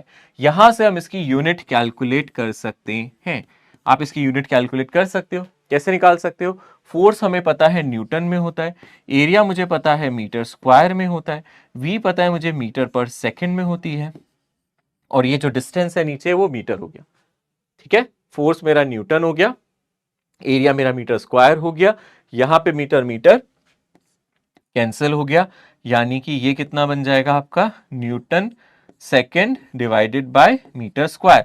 इसीलिए आप इसको कभी कभी पास्कल इंटू सेकेंड भी कह देते हो, पास्कल इंटू सेकेंड भी कह देते हो, ये इसकी यूनिट आई है, यहाँ पे आप इजीली कैलकुलेट कर सकते हो। आई थिंक यूनिट आपको निकालनी चाहिए, ठीक है ना, आप इसकी यूनिट निकाल सकते हो। इसकी यूनिट को और क्या कहते हैं अभी हम डिस्कस करेंगे, इसकी यूनिट को और क्या कहते हैं, हम इसको पॉइज़ियल कहते हैं, वो इसकी एसआई यूनिट है, प्लस आप इसकी डायमेंशन भी निकाल सकते हैं, ठीक है ना। अगर आप डायमेंशन में इंटरेस्टेड हैं तो बहुत अच्छी बात है, आप इसकी डायमेंशन जरूर निकालें, इंपॉर्टेंट है आप लोगों के एग्जाम के पॉइंट ऑफ व्यू से, यूनिट डायमेंशन में भी, है ना। तो आपको पता है सर पास्कल क्या होता है, ml स्क्वायर, है ना, T-2, है ना, ये तो प्रेशर ही हो गया ना पास्कल, यानी कि ml की पावर -1 T-2, और इनटू यहाँ पे क्या आ गया, T आ गया है, तो यानी कि यहाँ से आ गई ml -1 T-1, ठीक है ना, ml -1 T-1, वो इसकी डायमेंशन आ गई, ठीक है। प्रेशर होता है ना, फोर्स अपॉन एरिया, फोर्स होता है ml square T-2 divided by, अगर आप फोर्स होता है ml T-2, है ना, फोर्स होता है ml T-2 divided by L square, यानी ml -1 T-2, और उसमें हम क्या मल्टीप्लाई कर रहे हैं, सेकंड, तो यहां से आपका ये आ जाएगा ml -1 T-1, ठीक है। थोड़ा सा यहाँ साफ लिख देता हूं ताकि आपको नजर आ जाए, तो यहां से इसकी डायमेंशन जो आ रही है वो ml-1 t-1 आ रही है। Okay, clear? देखो यहां से अगर हम डिफरेंट यूनिट्स की बात करें तो हम ये भी देख सकते हैं, जो एसआई यूनिट है जो भी हमने एक्सप्रेस की है ये पॉइजियल है, जिसको आपने पास्कल इंटू सेकेंड भी कहा था, जिसको आपने न्यूटन पर मीटर स्क्वायर इंटू सेकेंड भी कहा था। ये हमारा पॉइजियल कहलाता है, इसको एसआई यूनिट कहते हैं। और सीजीएस यूनिट की अगर हम बात करें, ग्राम पर सेंटीमीटर पर सेकेंड, इसको आप पॉइज कहते हो। ठीक है ना, ये पॉइज अगर हम ध्यान से देखें ये एक और यूनिट है, ये हमारी पॉइजियल से छोटी है ना। तो अगर हम बात करें वन पॉइज की तो ये पॉइजियल से छोटी यूनिट है। One poise is 1 divided by 10 poiseuille. ठीक है ना, पॉइज पहले लिख दो, फिर UILLE पॉइजियल। ठीक है ना, पॉइजियल इसकी ऐसा यूनिट है, पॉइज नहीं है। कई बार क्वेश्चन में आपको ईटा पॉइज में दिया जाता है और हमें ऐसा यूनिट में कन्वर्ट करना होता है सॉल्व करने से पहले, तो याद रखना आप इसको जरूर कन्वर्ट कर लें। अगर आप क्वेश्चन सॉल्व कर रहे हैं तो उससे पहले ये कन्वर्जन जरूर कर लें। चलो यहां पे एक क्वेश्चन है, इस क्वेश्चन को ध्यान से देखते हैं। क्वेश्चन क्या कह रहा है, a metal block of base area 0.2 metre square is connected to a 0.2 kg mass via string that passes over an ideal pulley as shown in the figure. अब यहां पे बोल रहा है, सबसे पहले देखो एक एक करके पहले क्वेश्चन को पढ़ते हैं। वो बोल रहा है एक मेटल ब्लॉक है ना, उस मेटल ब्लॉक को कह रहा है जिसका बेस एरिया इतना है, वो किससे कनेक्टेड है 0.2 kg। तो आप देखो 0.2 kg वाला ऑब्जेक्ट ये नजर आ रहा है हमें, ठीक है ना। और जो पहले वाला मेटल ब्लॉक है वो ये है, ये वाला मेटल ब्लॉक की बात कर रहा है, this is the metal block.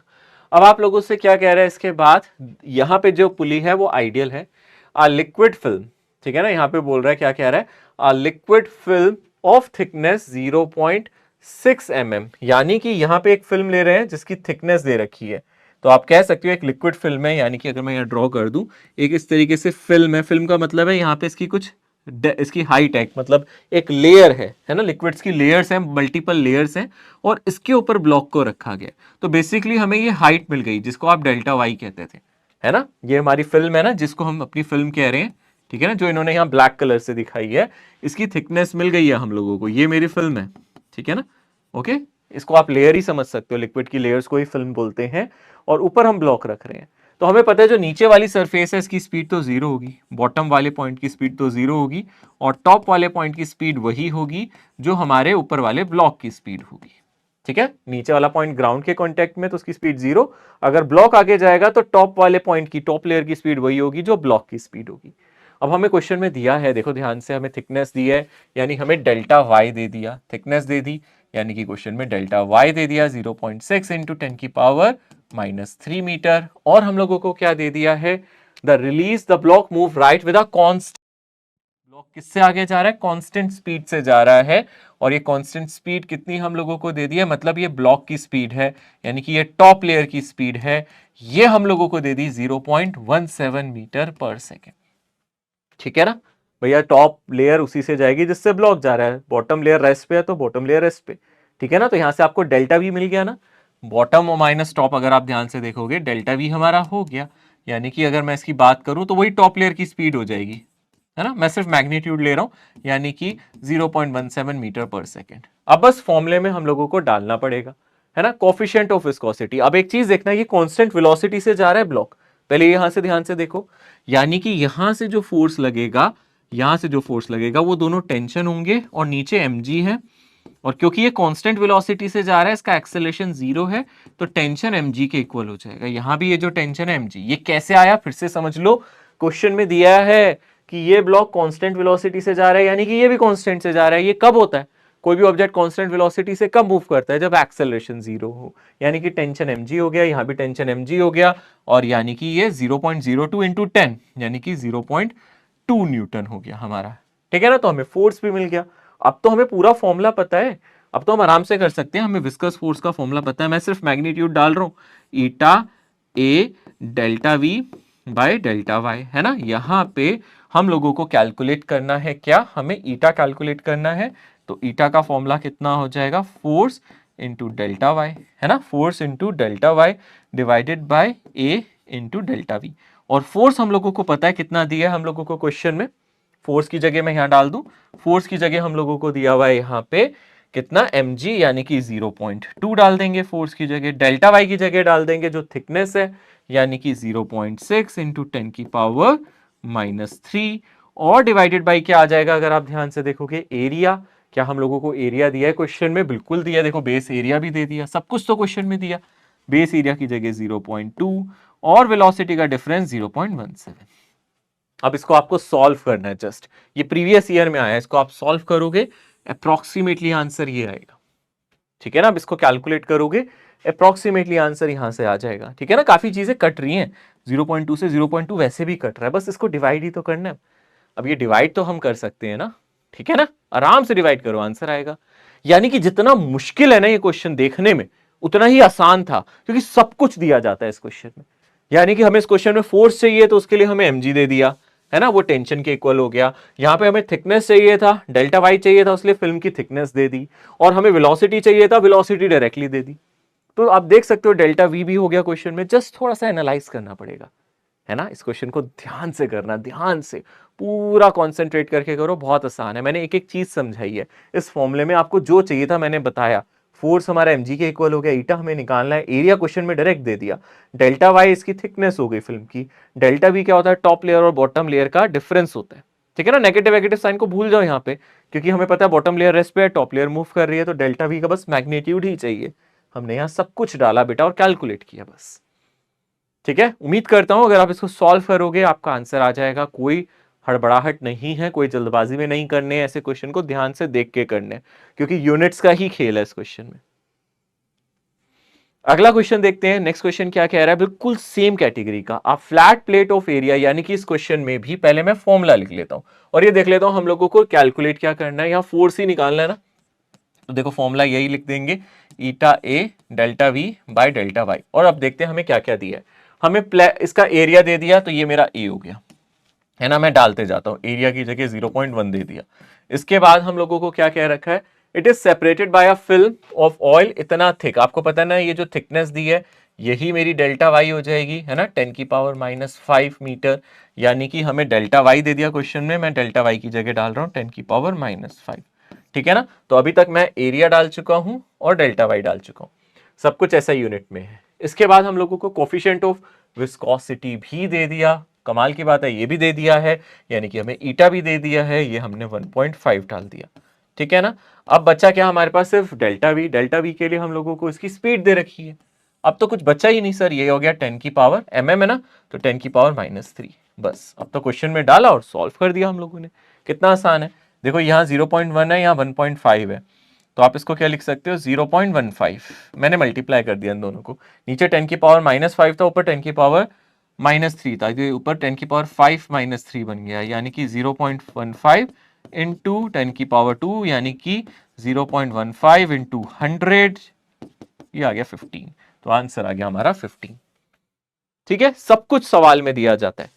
ऐसे क्वेश्चन ज्यादा आसान होते हैं मुझे लगता है कंपैरेटिवली दूसरे क्वेश्चंस के, क्योंकि यहां पे चीजें सामने सामने हैं, सब कुछ आपको क्लियरली यहां मेंशन्ड है। Okay, now next thing is Stokes law. Stokes law के लिए आप याद रखना ये कैसे ऑब्जेक्ट्स के लिए एप्लीकेबल होगा। जब भी स्टोक्स लॉ दिमाग में आए, वो ऐसे ऑब्जेक्ट्स यानी कि स्फेरिकल बॉडीज के लिए एप्लीकेबल है। सो स्टोक्स लॉ क्या देता है, सबसे पहले इसकी बात करते हैं। स्टोक्स लॉ ने भी हमें विस्कस फोर्स का ही फॉर्मूला दिया है। हालांकि विस्कस फोर्स का फॉर्मूला तो हम यहां भी पढ़ते आ रहे हैं सर, ये भी तो विस्कस फोर्स का ही फॉर्मूला है जो हमने यहां पढ़ा है। दिस इज विस्कस फोर्स, यही तो हम लोगों ने पढ़ा है। तो स्टोक्स ने क्या बोला है, स्टोक्स ने ये बताया है कि कोई ऑब्जेक्ट कितना विस्कस फोर्स फील करता है। जैसे कि कोई स्फेरिकल ऑब्जेक्ट, अगर ये स्फेरिकल ऑब्जेक्ट है, अगर ये किसी लिक्विड में जाए या एयर में भी, इस पे कितनी विस्कोसिटी लगेगी, विस्कस ड्रैग जिसको कहते हैं।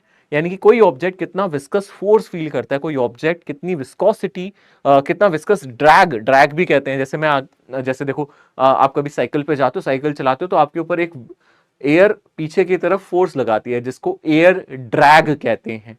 अब हम यहाँ पे उसको एयर ड्रैग ना कह के विस्कस ड्रैग कह रहे हैं, यानी कि जो फ्लूइड है या लिक्विड है वो जो ड्रैग लगाता है, जो वो विस्कस फोर्स लगाता है, अगर कोई ऑब्जेक्ट उसके अंदर मूव करता है ना, तो वो विस्कस ड्रैग को कैलकुलेट करने का तरीका स्टोक्स लॉ ने बताया। तो आप कह सकते हो ही प्रोवाइड्स, सबसे पहले क्या दिया है, ही प्रोवाइड्स अस फॉर्मूला। किसका फॉर्मूला दिया है हम लोगों को, फॉर्मूला फॉर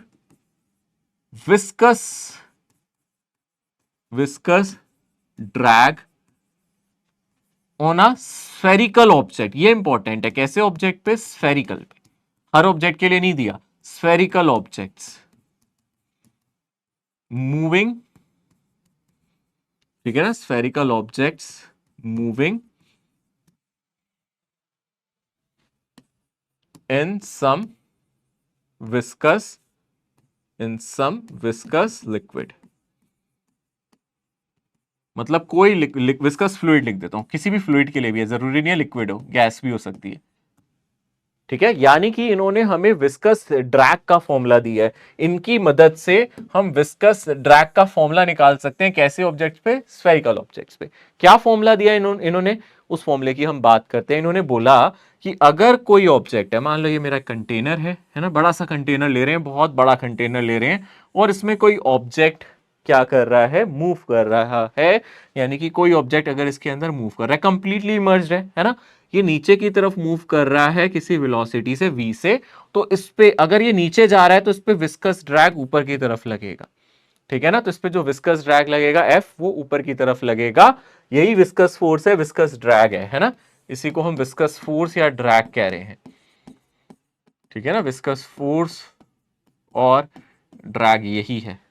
तो जितनी ज्यादा स्पीड से ये मूव करेगा उतना ही विस्कस ड्रैग लगेगा। तो इन्होंने अपने फॉर्मूले में कहा था ये जो विस्कस फोर्स होता है, this is equals to 6 pi R eta V.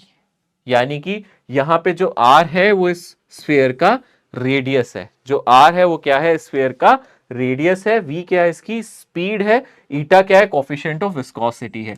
यानी कि आर इस फॉर्मूले में रेडियस हो गया, वी यहां पे इसकी स्पीड यानी कि वेलोसिटी, इंस्टेंटेनियस वेलोसिटी हो गई। ये मेरा क्या हो गया? Coefficient of viscosity. तो आप देख सकते हो किस किस पे डिपेंड करता है। ये फॉर्मूला डायरेक्ट है, कोई डेरिवेशन नहीं, कुछ नहीं। ठीक है ना, कोई डेरिवेशन नहीं, इसलिए इसको स्टोक्स लॉ बोला गया। कोई डेरिवेशन नहीं करनी होती है इसकी हमें, ये फॉर्मूला डायरेक्टली हम लोगों को देखना है। यानी कि ये जो विस्कस ड्रैग है ये प्रोपोर्शनल है रेडियस के, ये विस्कस ड्रैग्स है ये वेलोसिटी के प्रोपोर्शनल है। दिस इज प्रोपोर्शनल टू ईटा, है ना। इन सभी पे डिपेंड कर रहा है। कहां से आया फॉर्मूला, कैसे आया, कुछ नहीं देखना, पर सिर्फ स्फेरिकल ऑब्जेक्ट्स के लिए है, अदर ऑब्जेक्ट्स के लिए नहीं है। सो क्लियरली याद रखना, ये स्फेरिकल ऑब्जेक्ट के लिए ये है, कोई और शेप का होगा तो मत लगा देने बैठ जाना। स्फेरिकल ऑब्जेक्ट्स के लिए ही है ये फॉर्मूला। ठीक है ना, इंपॉर्टेंट है, आप इस फॉर्मूले को देख सकते हो। आप चाहो तो यहां से भी डायमेंशन ईटा की निकाल सकते हो, सेम आएगी। आप इस फॉर्मूले से भी ईटा की डायमेंशन निकाल सकते हो, सेम आएगी जो हमारी पहले आई थी, कुछ फर्क नहीं आएगा। ठीक है, इसको बहुत ध्यान से आप देख सकते हो। This is Stokes law. कुछ एजम्पशंस के अंडर इस लॉ को बनाया गया था, हालांकि हमसे एग्जाम में कम पूछता है, फिर भी मैं आपको बता देता हूं। जब ये स्टोक्स लॉ बनाया गया था तो इसमें कंसीडर किया था कि ये जो स्फीयर है ये बहुत ज्यादा बड़ा नहीं है। ऑल्दो हम क्वेश्चन करते टाइम इतना ध्यान नहीं देते, ये स्फीयर ज्यादा बड़ा नहीं है ना, ये स्फीयर छोटा स्फीयर है। यानी कि हम, या फिर आप ये कह सकते हो अगर स्फीयर बड़ा है तो पानी बहुत ज्यादा होगा। अगर आप एक कंटेनर में एक्सपेरिमेंट कर रहे हैं तो एक छोटी सी गोली ले सकते हैं स्फीयर की, ज्यादा बड़ा स्फीयर नहीं। इतनी बड़ी बॉल अगर आप एक डब्बे में डाल रहे हैं तो आप सोचोगे इस पे विस्कस फोर्स लगेगा, नहीं। और दूसरी बात, ये किन किन किन किन चीजों के लिए हम लोग डिस्कस कर रहे हैं? जब ऑब्जेक्ट कंप्लीटली अंदर है फ्लूइड के, है ना, तो उस पर कितना विस्कस ड्रैग लग रहा है तब की बात कर रहे हैं, है ना। कोई ऑब्जेक्ट सिंक कर रहा है जनरली, उसके लिए ये लगाया जाता है। ठीक है, ऑल दो सिंक ना भी कर रहा हो तो भी लगा सकते हैं, बट ये सिंकिंग के केस में ज्यादातर लगाया जाता है। और दूसरी बात, यहां पे एजम्पशन पहली ये भी ली गई थी, यहां पे जो एजम्पशन ली गई थी कि रेडियस ज्यादा बड़ा नहीं होना चाहिए। ठीक है ना, रेडियस इज स्मॉल। ठीक है ना, आर छोटा होता है अगर आप छोटा कंटेनर ले रहे हैं। या फिर वो ये भी कहता है कि यहां पे वाइब्रेशंस नहीं होने चाहिए पानी के, मतलब लिक्विड एकदम सेटल्ड होना चाहिए। ठीक है ना, सेटल्ड लिक्विड के लिए होना चाहिए। ऐसा नहीं है कि लिक्विड आपका फ्लो कर रहा है, शांत लिक्विड होना चाहिए, सेटल्ड लिक्विड, है ना, या फिर फ्लूइड, है ना, फ्लूइड। अगर आप इस बॉल की बात करें तो इसमें आप विस्कस फोर्स लगा सकते हैं, स्टोक्स लॉ लगा सकते हैं, अगर आप इसको एयर में कंसीडर कर रहे हैं, क्योंकि एयर भी इसको एक विस्कस फोर्स देता है ऊपर की तरफ, वहां आप लगा सकते हो। बट अगर आप एक कंटेनर में ले जा रहे हो तो कंटेनर में ये पानी को ऐसे ऐसे हिलाएगा, वहां नहीं लगाना। ठीक है ना, यानी कि ये कुछ एजम्पशन के अंडर था। ऑल्दो सवाल करते टाइम हम इन चीजों पर ध्यान नहीं देते हैं, हम लोग चुपचाप लगा देते हैं। ठीक है, okay. Now there is something called terminal velocity. ठीक है ना, एक चीज है जिसको हम क्या बोलते हैं? टर्मिनल वेलोसिटी कहते हैं। अब ये टर्मिनल वेलोसिटी क्या होती है? ठीक है, आप लोग इस चीज को फील भी कर सकते हैं अगर आप एक बहुत बड़ा कंटेनर लें और इसमें कोई ऑब्जेक्ट डालें। तो यहां हम स्फेरिकल ऑब्जेक्ट की बात कर रहे हैं, ठीक है ना। अगर हम ध्यान से देखिए, कोई स्फेरिकल ऑब्जेक्ट की बात कर रहे हैं, जैसे ही आप ऑब्जेक्ट को डालते हो तो इसके ऊपर मान लो अभी आपने ड्रॉप किया है ना, और इसकी density density of object is greater then density of liquid. यहाँ पे मैंने ऑब्जेक्ट की डेंसिटी को कैसा लिया है, लिक्विड की डेंसिटी से ज्यादा। तो नीचे mg लगेगा, ऊपर बुओयंसी लगेगी, पर डेफिनेटली mg बुओयंसी से ज्यादा होगा, तो ये नीचे की तरफ एक्सेलरेट कर रहा होगा, तो इसकी स्पीड बढ़ रही होगी, बढ़ रही होगी, बढ़ रही होगी। तो इनिशियली इसकी स्पीड क्या हो रही होगी, बढ़ रही होगी, और स्पीड बढ़ती जाएगी, बढ़ती जाएगी, बढ़ती जाएगी, बट एक मोमेंट आएगा, स्पीड इंक्रीज करती जाएगी यहां से यहां तक। ए से बी अगर आप ध्यान से देखोगे, v इंक्रीजेस, यहाँ पे v आपका इंक्रीज करेगा, आपकी स्पीड क्या करेगी, इंक्रीज करेगी। आप ए से बी में स्पीड इंक्रीज करोगे क्योंकि नीचे वाला फोर्स ऊपर वाले से ज्यादा है, बट एक मोमेंट आएगा बी पे, आपकी स्पीड मैक्सिमम हो जाएगी एंड कांस्टेंट हो जाएगी, मैक्सिमम भी हो जाएगी एंड कांस्टेंट, यानी कि उसके बाद ये चेंज नहीं करेगी, मैक्सिमम होने के बाद कांस्टेंट हो जाएगी, फिर ये कांस्टेंट स्पीड से ही नीचे हिट करेगा। यानी कि कोई भी ऑब्जेक्ट जब लिक्विड में आता है तो पहले उसकी स्पीड बढ़ती है क्योंकि एक्सेलरेशन है, एक टाइम आएगा कि आपकी स्पीड मैक्सिमम हो जाएगी और उसके बाद स्पीड नहीं बढ़ेगी। यहां पे दो चीजें याद रखना, स्पीड हमेशा ए से बी में बढ़ ही रही है, जब तक मैक्सिमम स्पीड नहीं आ रही तब तक स्पीड बढ़ रही है।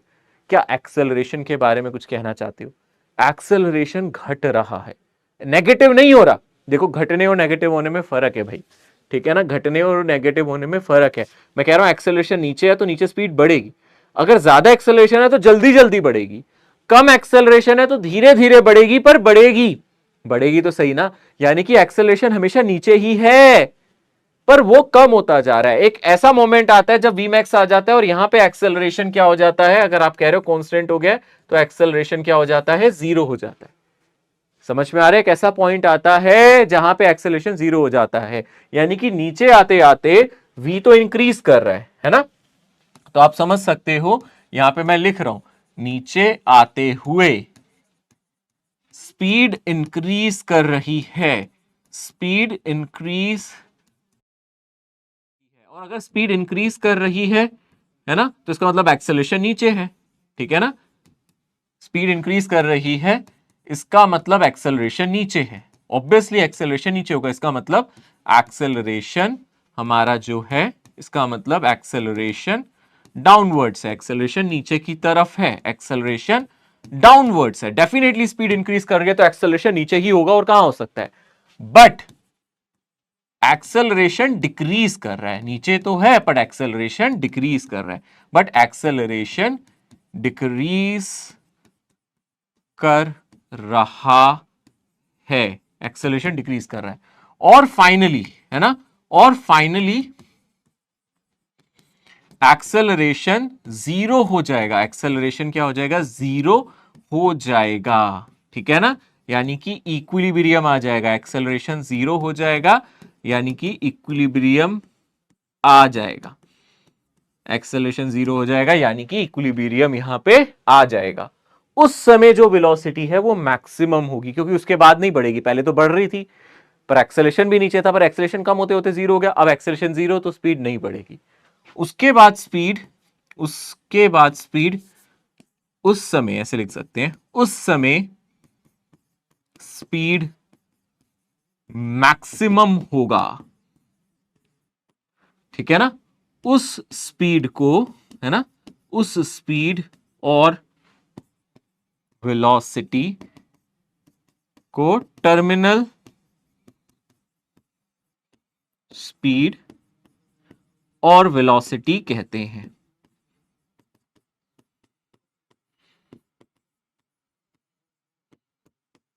ठीक है ना। समझ में आ रहा है यहां तक, बहुत इंपॉर्टेंट है, मैंने सब कुछ हिंदी में लिख दिया, मैं एक बार इंग्लिश में ट्रांसलेट कर देता हूं जो नहीं समझ पा रहे हैं। तो मैंने यहां क्या लिखा है, देखो पहले मैं पढ़ता हूं, नीचे आते हुए स्पीड इंक्रीज कर रही है, इसका मतलब एक्सेलरेशन डाउनवर्ड्स है। That means when an object is coming downward in a fluid, its speed is increasing, that means acceleration is downwards, okay, but acceleration decrease कर रहा है, acceleration is downward but it is decreasing. I'm not saying acceleration is increasing, it is decreasing.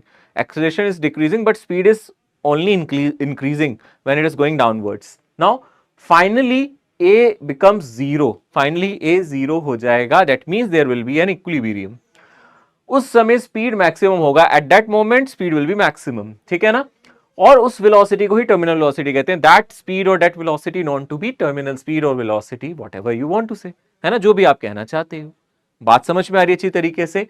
अब हम पढ़ेंगे ऐसा हो क्यों रहा है, इस पर चर्चा करेंगे। और याद रखना, ऑब्जेक्ट मेरा सॉलिड है तो जो मेरा फ्लूइड है वो मेरा लिक्विड और गैस हो सकता है। मतलब मेरा सॉलिड ऑब्जेक्ट लिक्विड में जाए या गैस में जाए तो उस पर विस्कस फोर्स लगेगा। इस फॉर्मूले को लगा सकते हो।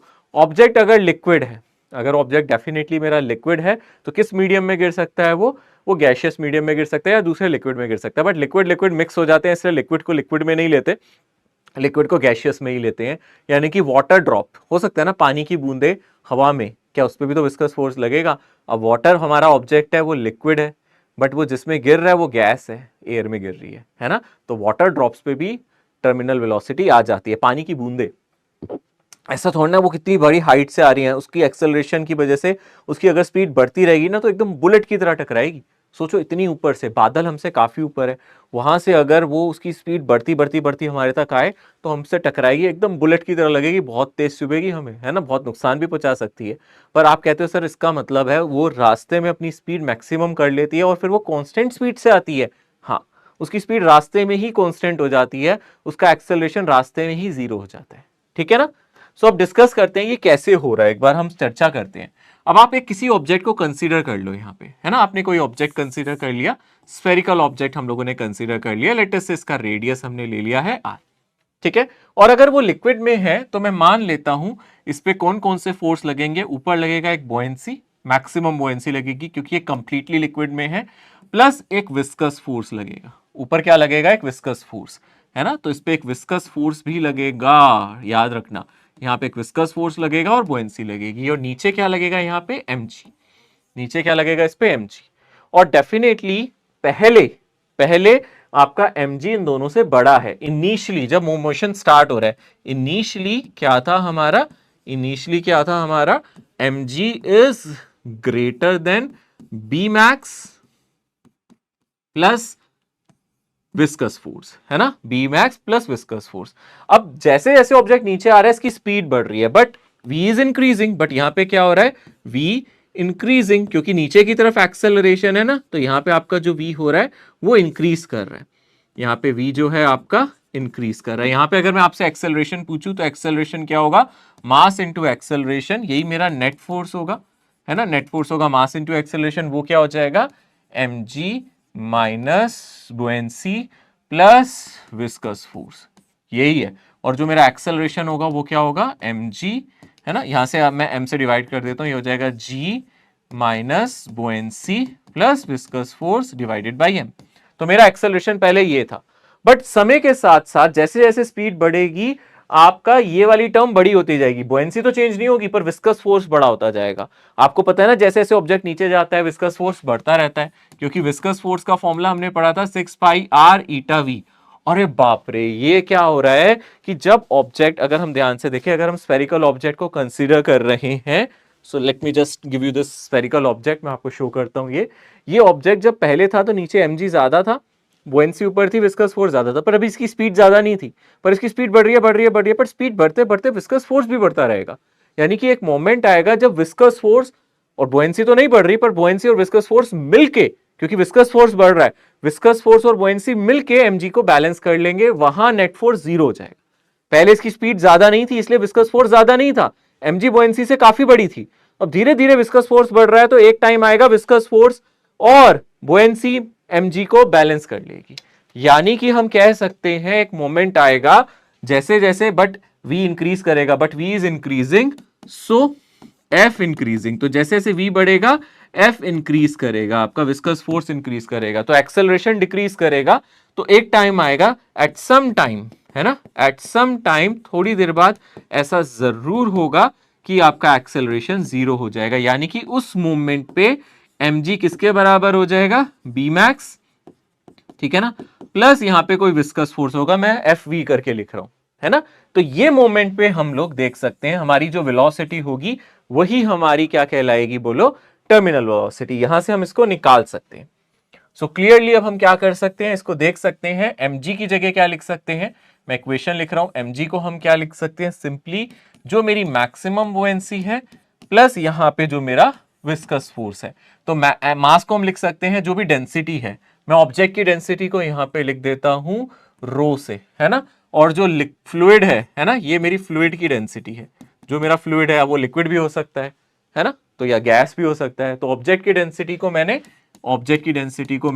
रो से लिख दिया, ठीक है। तो यहां से मैं लिख रहा हूं रो इंटू जो वॉल्यूम होती है स्फीयर की 4/3 पाई आर क्यूब इंटू जी। यहां से क्या आ जाएगा, मैक्सिमम बुएंसी क्या आ जाएगी, फ्लूइड की डेंसिटी इंटू ऑब्जेक्ट का वॉल्यूम इंटू जी। और यहां से विस्कस फोर्स आ जाएगा 6 पाई आर ईटा वी। और जो यहां से वेलोसिटी आएगी इसको वीटी लिख रहे हैं, टर्मिनल वेलोसिटी। यहां से जो वेलोसिटी आएगी इसी को टर्मिनल वेलोसिटी कहते हैं। रीअरेंज करो, इसको इधर ले जाओ, यानी कि यहां से आप लिख सकते हो 6 pi R eta into terminal velocity. इसको यहां ले जाओगे तो यहां से आ जाएगा 4/3 पाई आर क्यूब, और यहां से आ जाएगा रो माइनस सिग्मा। ठीक है, आप देख सकते हो पाई से पाई कट जाएगा, यहां पे आर है, यहां आर स्क्वायर हो जाएगा, है ना, कटने के बाद यहां आर स्क्वायर बचेगा। ठीक है, और यहां से आप वीटी लिख दोगे और 6 ईटा को डिवाइड करोगे तो ये 2/n, ये जो 2/9 ये आपको याद भी रखना है। मैंने तो डिराइव करा दिया समझाने के लिए, पर आपको यही याद रखना है 2/9 ईटा आर स्क्वायर जी और रो माइनस सिग्मा, है ना। यानी कि रो किसकी डेंसिटी है, ऑब्जेक्ट की डेंसिटी, ठीक है ना, ऑब्जेक्ट की डेंसिटी ज्यादा रखेंगे हम यहां पे, माइनस फ्लूइड की डेंसिटी। ठीक है, सो आप देख सकते हो ऑब्जेक्ट डेंसिटी माइनस फ्लूइड की डेंसिटी, ये फॉर्मूला आप लोगों के सामने निकल के आ रहा है। ये फॉर्मूला किसका है, अगर आप ध्यान से देखोगे, this is formula for the terminal velocity. इसको बोलते हैं टर्मिनल वेलोसिटी, और ये कांस्टेंट है, ये मैक्सिमम वेलोसिटी है, इसी को हम टर्मिनल वेलोसिटी कह रहे हैं। This is the maximum velocity, इससे ज्यादा वेलोसिटी नहीं होगी, इसके बाद ये वेलोसिटी कांस्टेंट हो जाएगी। ठीक है, इसके बाद ये वेलोसिटी कांस्टेंट हो जाएगी। This is known as terminal velocity. आप देख सकते हो टर्मिनल वेलोसिटी रेडियस के स्क्वायर पे डिपेंड कर रही है और डेंसिटीज के डिफरेंस पे डिपेंड कर रही है। ठीक है, यहां पे एक क्वेश्चन है, आप इस क्वेश्चन को इजीली कर सकते हो इस मेथड से, जो भी हमने अभी फॉर्मूला पढ़ा है। 2 raindrops falling through air having radii in ratio 2:3 they have terminal velocity. यानी कि अब हम देखते हैं टर्मिनल वेलोसिटी का फॉर्मूला 2/9 रेडियस का square G divided by eta rho minus sigma होगा। तो अगर आप दो पानी की बूंदों की बात कर रहे हो तो ये चीज तो कांस्टेंट रहेगी, है ना, पानी की बूंद की डेंसिटी और एयर की डेंसिटी, तो ये तो सेम रहेगी, यानी कि ये कांस्टेंट है, जी कांस्टेंट है, ईटा कांस्टेंट है, ये रेडियस पे डिपेंड करेगी। यानी कि v1/v2 किसके इक्वल होगा, r1/r2 और उसके स्क्वायर पे। बाकी सब तो कांस्टेंट है ना बच्चे यहाँ पे, और तो कोई चीज नहीं बदल रही। तो यहां से हम देख सकते हैं v1/v2 कितना आ जाएगा, 2/3, क्योंकि r1/r2 हम लोगों को दे रखा है ना, ये r1:r2 हमें दे रखा है, इसका स्क्वायर यानी कि आ जाएगा 4/9। कितना आ जाएगा यहां से, ये 4:9। सिंपल, ठीक है ना, इजी क्वेश्चन है, ये आप इजीली कर सकते हो। ओके, सो स्टूडेंट आज यहीं तक रखते हैं। नेक्स्ट क्लास में हम लोग अभी इसके और सवाल डिस्कस करने वाले हैं टर्मिनल वेलोसिटी के। आज तो जस्ट हमने इसका फॉर्मूला पढ़ा है, एक ही क्वेश्चन किया है। आने वाले लेक्चर में मैं इसी के सवाल कराऊंगा और आगे के कॉन्सेप्ट्स पढ़ेंगे, जैसे कि आगे के कॉन्सेप्ट्स में हमें सोफीज टेंशन के बारे में भी डिस्कस करना है, डिफरेंट चीजें पढ़नी है। सो मैं चाहूंगा आज का लेक्चर आप अच्छे से याद करके रखें। रिवीजन में मैं आपको बता देता हूं, आज हमने टर्मिनल वेलोसिटी का फॉर्मूला बिल्कुल अभी लास्ट में डिराइव किया है। ये हमारा फॉर्मूला है जो रेडियस के स्क्वायर पे डिपेंड करता है और डेंसिटी के डिफरेंस पे डिपेंड करता है। ठीक है ना, ये इंपॉर्टेंट फॉर्मूला है, क्रूशियल फॉर्मूला है, इसको आप इंपॉर्टेंट फॉर्मूला मार्क करके चलें। इसके अलावा हमने विस्कस फोर्स का जो फॉर्मूला पढ़ा है 6 पाई आर ईटा वी, ये हमारा स्टोक्स लॉ है, ये इंपॉर्टेंट है, आप इसको याद रख सकते हैं, स्टोक्स लॉ। प्लस हम लोगों ने विस्कस फोर्स का फॉर्मूला पढ़ा है माइनस ईटा ए और delta V divided by delta Y, ये हम लोगों ने एक नया फॉर्मूला पढ़ा है। तो ये 3 इंपॉर्टेंट फॉर्मूलाज हमने पढ़े हैं, आप इनसे रिलेटेड क्वेश्चंस अटेम्प्ट कर सकते हैं। मॉड्यूल में एक्सरसाइज नंबर 1 में आपको कुछ फॉर्मूलाज, कुछ क्वेश्चंस मिल जाएंगे, आपको ज्यादा स्ट्रेस नहीं लेना, जितने हो जाए उतने, ठीक है। प्लस आप पीवाईक्यू मैंने बहुत सारे करवा दिए हैं, अगर आपको कोई और दिखे आप वो भी कर सकते हो। वैसे मैं मोस्टली पीवाईक्यू क्लास में ही कवर कर लेता हूं, और डीपीपी आप लोग इस पे अटेम्प्ट कर सकते हैं, ठीक है। सो आज के लेक्चर को यहीं समाप्त करते हैं without wasting any further time. आपका समय बहुत कीमती है, ठीक है, आने वाले टाइम में तो और कीमती हो जाएगा जब आप एक डॉक्टर बन जाएंगे, ठीक है। तो चलते हैं, अगले सेशन में मिलेंगे, तब तक के लिए take care, bye bye, see you.